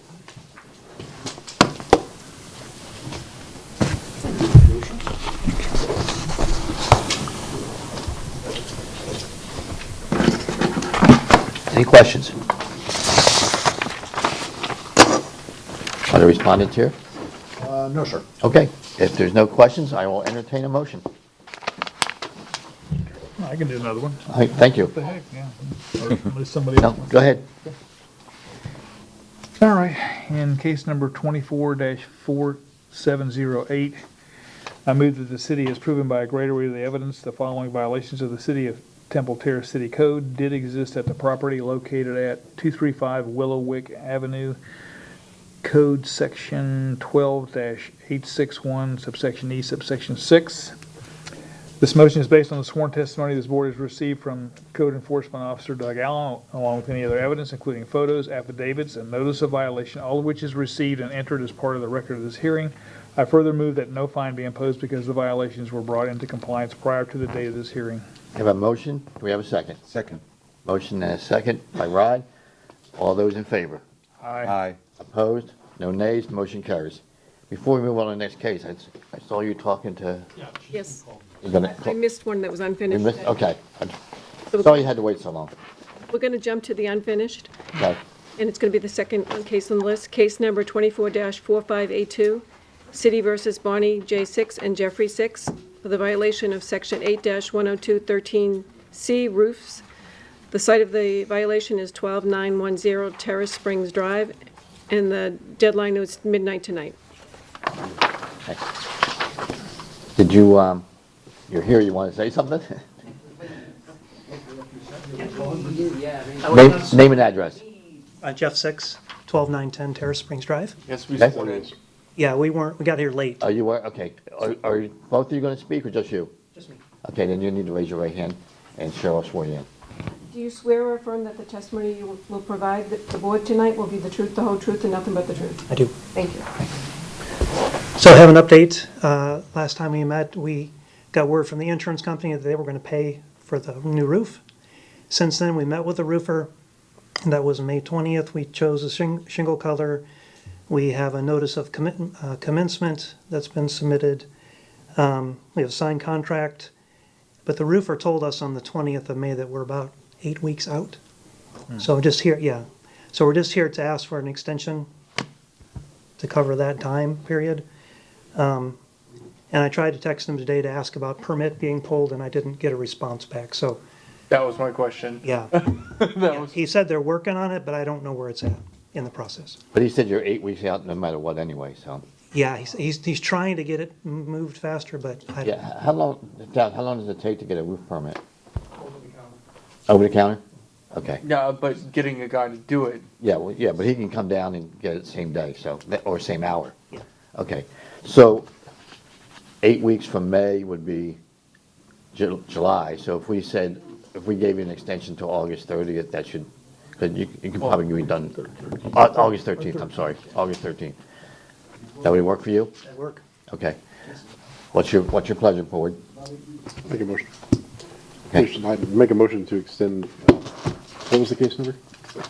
Sorry. 244582. For the case 244582, I make a motion to grant an extension until August 13th, 2025. We have a motion, do we have a second? Second. Motion and second, all those in favor? Aye. Opposed, no nays? Okay, you have your extension, you know the drill. If something comes up and the roof isn't done, you don't have your permit, you need to come back and see us. I'll be calling Lori, yeah. Okay, thank you, good luck. Okay, well, now we're going to go back to the cases again. Okay, We're on the second case, case number 25-0621, City versus Ali Iran Manesh, for section 12-861, subsection E, subsection 6, fences, appearance, and the site of violation is 9222 Overlook Drive. Good evening once again, Mr. Chairman and board members. I'm still Doug Allen and still a code compliance officer. This case was originated by me on February 5th, 2025 for a damaged white vinyl fence, and I left a door hanger with a reinspection date of February 19th, 2025. My reinspection on March 17th showed no change, so I generated a notice of violation on that date with a reinspection date of April the 1st. I posted the notice at the property, and a copy was posted at City Hall on the electronic board for the 10-day requirement, and copies were mailed, both certified and regular mail, to the address of the owner of record. My reinspection on May 28th showed no change, so I prepared a notice of hearing on that date, and the case was scheduled for the June Municipal Code Board meeting. This time, I'd like to submit photographic evidence taken by me on March 17th and May 28th, 2025. Exhibit number 1 will show the posting of the affidavit of violation, or the notice of violation, I'm sorry. And exhibit number 2 will show the damaged white vinyl fence. The site is in compliance, and I'm seeking a finding and would like to submit an affidavit of compliance as well. Certainly accept that, thank you. Any questions for the code officer? Seeing none, I'll entertain a motion. I'll try this one. Thank you. In case number 25-1298, I move the city is proven by greater weight of the evidence the following violations. Wait, I don't think you have the right case. Am I off the wrong one? 0621. Oh, sorry. Bottom page. Case number 25-0621. I move the city is proven by greater weight of the evidence the following violations of the City of Temple Terrace Code did exist on the property located at 9222 Overlook Drive. Code violations 12-861 subsection E subsection 6 did apply. This motion is based on the sworn testimony this board has received from the code enforcement officers, along with any other evidence, including photos, affidavits, and the notice of violation, all of which is received and entered as part of the record of this hearing. I further move that there be no fine imposed because the violations were brought into compliance prior to the date of this hearing. We have a motion, do we have a second? Second. Motion is second. Any further discussion? Seeing none, all those in favor? Aye. Opposed? No nays, motion carries. Next case, please. Give me a second. Next case is case number 25-1298, City versus Said Investment Inc. Violation is section 12-234, subsection B, subsection 48B, outdoor seating restaurants. The site of the violation is 11301 North 56th Street. Evening again, Mr. Chairman, board members, Lori Smith, Code Compliance. This case was originated proactively on March the 25th, 2025, when I visited the business on their outdoor seating requirements. A check with community development that same day noted a site plan requirement was not submitted to a city planner for review or approval. A check with the city planners on the 27th of March 2025 noted no site plan submitted. Therefore, a notice of violation was prepared with the compliance date of April the 3rd, 2025. Affidavit of service was obtained by hand delivery to manager Shanad Islam. At this time, I'd like to submit photographic evidence of the violation taken by me on the 29th of May 2025. Exhibit number 1 shows tables and chairs out on the breezeway. As of today's date, the site is now in compliance. At the time, I'd like to submit an affidavit of compliance, sir. I'm just looking for a finding. We'll accept that, thank you.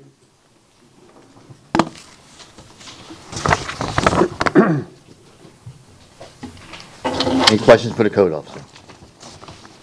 Seeing none, I'll entertain a motion. This one. Thank you. In case number 251298, I move that the city is proven by a greater weight of evidence the following violations of the City of Temple Terrace did exist on the property located at 11301 North 56th Street. That's section 12-234, subsection B, subsection 48B. This motion is based on the sworn testimony this board has received from the Code Enforcement Officer Lori Smith, along with any other evidence, including photos, affidavit, and the notice of violation, all of which is received and entered as part of the record of this hearing. I further move that there be no fine imposed because the violations were brought into compliance prior to the date of this hearing. We have a motion, do we have a second? Second. Motion and a second.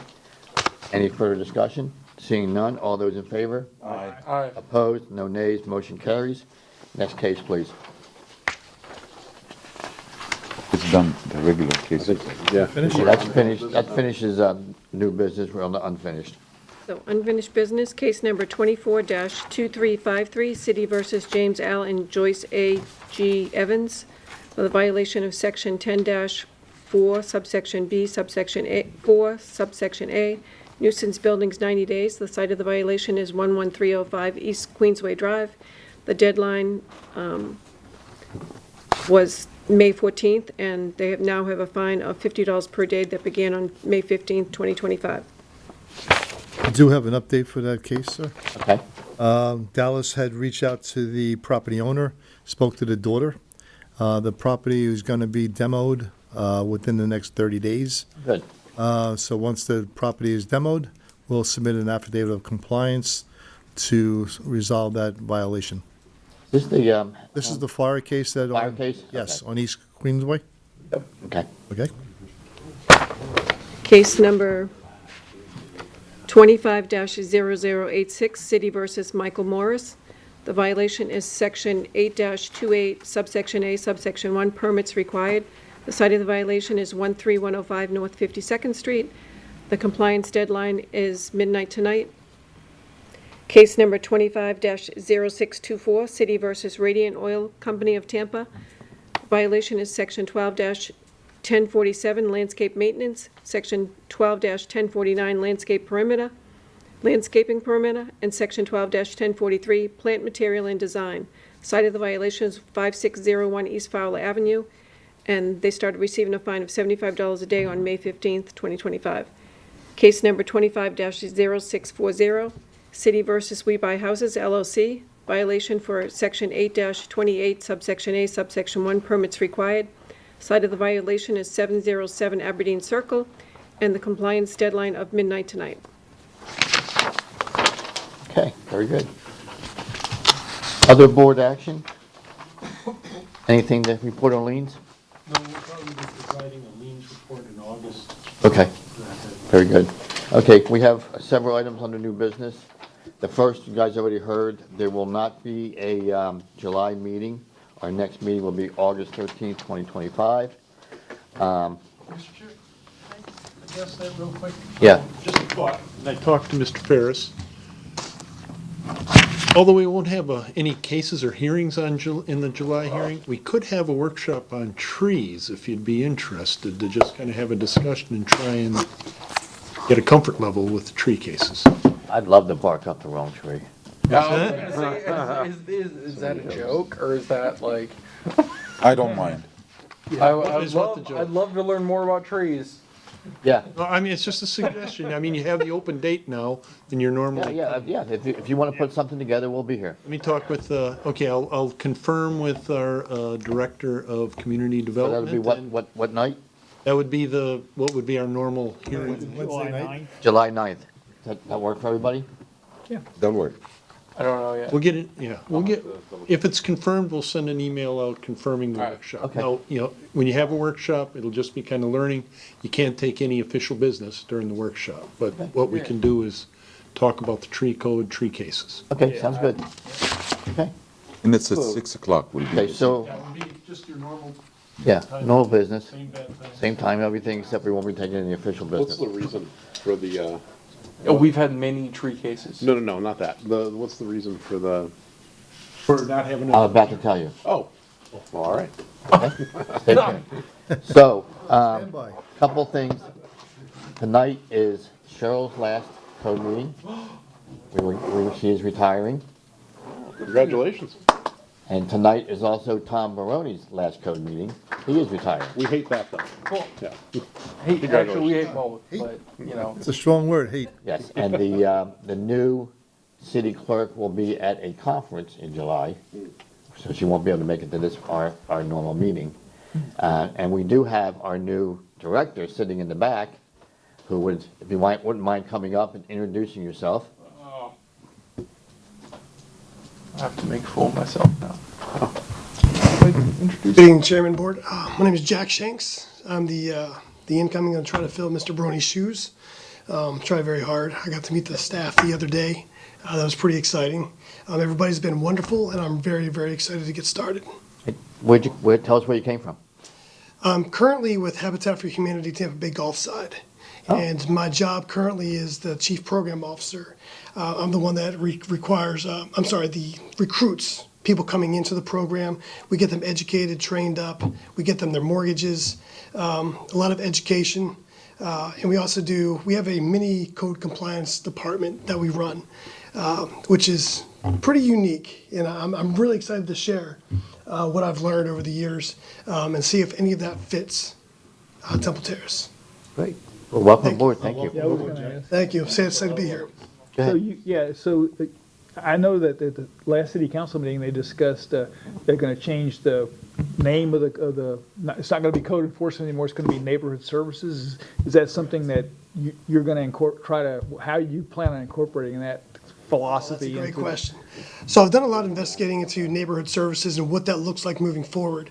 There's a lot of great examples around the country of what that looks like. It's not necessarily kinder, gentler. It's a different perspective. It's a different outlook. It's a different motivation, an approach to code compliance. There are several unique areas around us here in our region that call themselves neighborhood services, but when you look at them, it's really they just changed the name.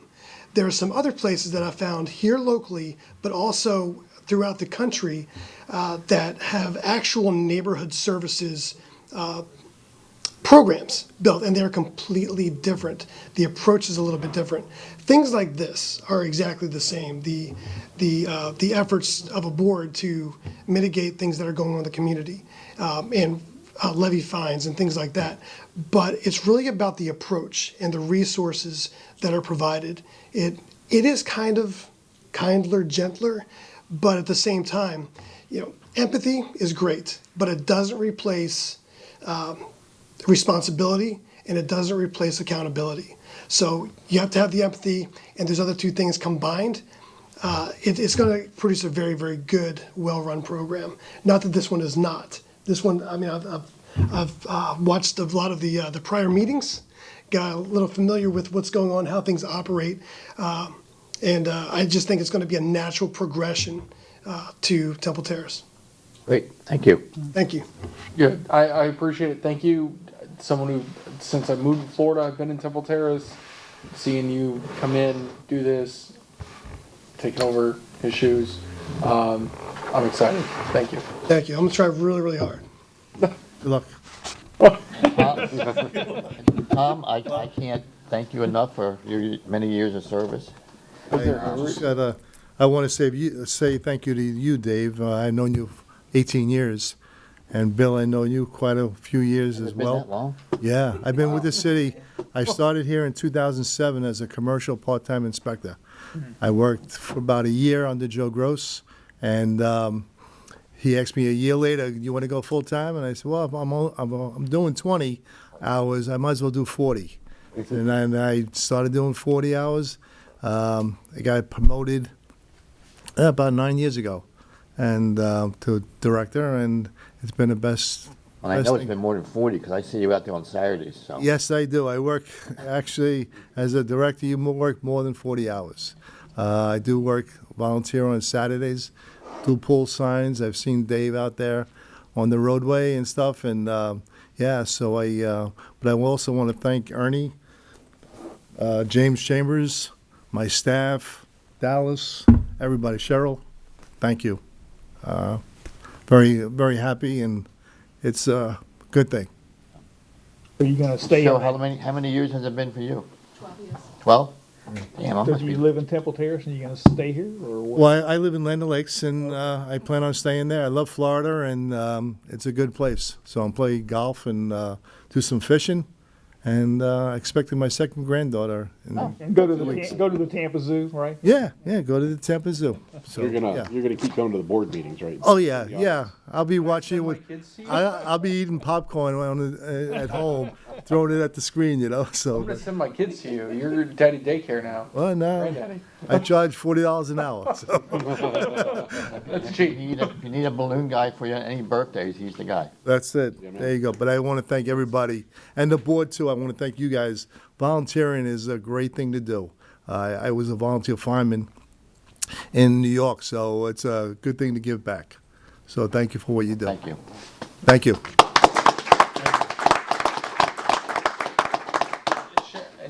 Cheryl, do you have a speech? No. No? All right. I have something done now. No last words? Parting I'm here for another words. 10 days. You're here for another 10 days? Okay. He's done Friday. So just be nice to her. Yes. Just be nice. This board isn't the ones you gotta worry about. I know, it's true. Well, do you want to say something? Yes. Y'all don't fight too hard. Something that I'm similar to Tom. Finally, I'm going to be a grandfather in 4 months. Oh, good for you. Congratulations. Grandfather. Good for you. Congratulations. I gotta stop hanging around with all these old people. Yeah, really. Very good. Well, thank you again. And, Yes. You will be missed. So, funny story was I retired from law enforcement at 45. My wife gave me a wonderful party, and I had 200 people there. So they were ecstatic that I survived over 20 years as a policeman in New York. So they were very grateful that I retired. Now that I'm retiring, my wife says, "Do you want another party?" And I go, "No, that's it. I'm done." So I said, "You don't seem so happy." She goes, "Well, knowing that you're 65 and you're going to be home every day, maybe you should work until you're 75." And I go, "No, I'm done. That's it." So You'll find something else to do. no, some other hobby. Yeah. Yes. Something to get you out of the house, yeah. Yes. So, but Good. been a good run. So thank you. Tell your wife she can always call us and we'll listen to her complaint. Or I'll take you to lunch. There you go. There you go. All right, if there's nothing else, I'll entertain a motion to adjourn. Motion to adjourn. Second? Second. All those in favor? Aye. We are adjourned. Thank you. Thank you.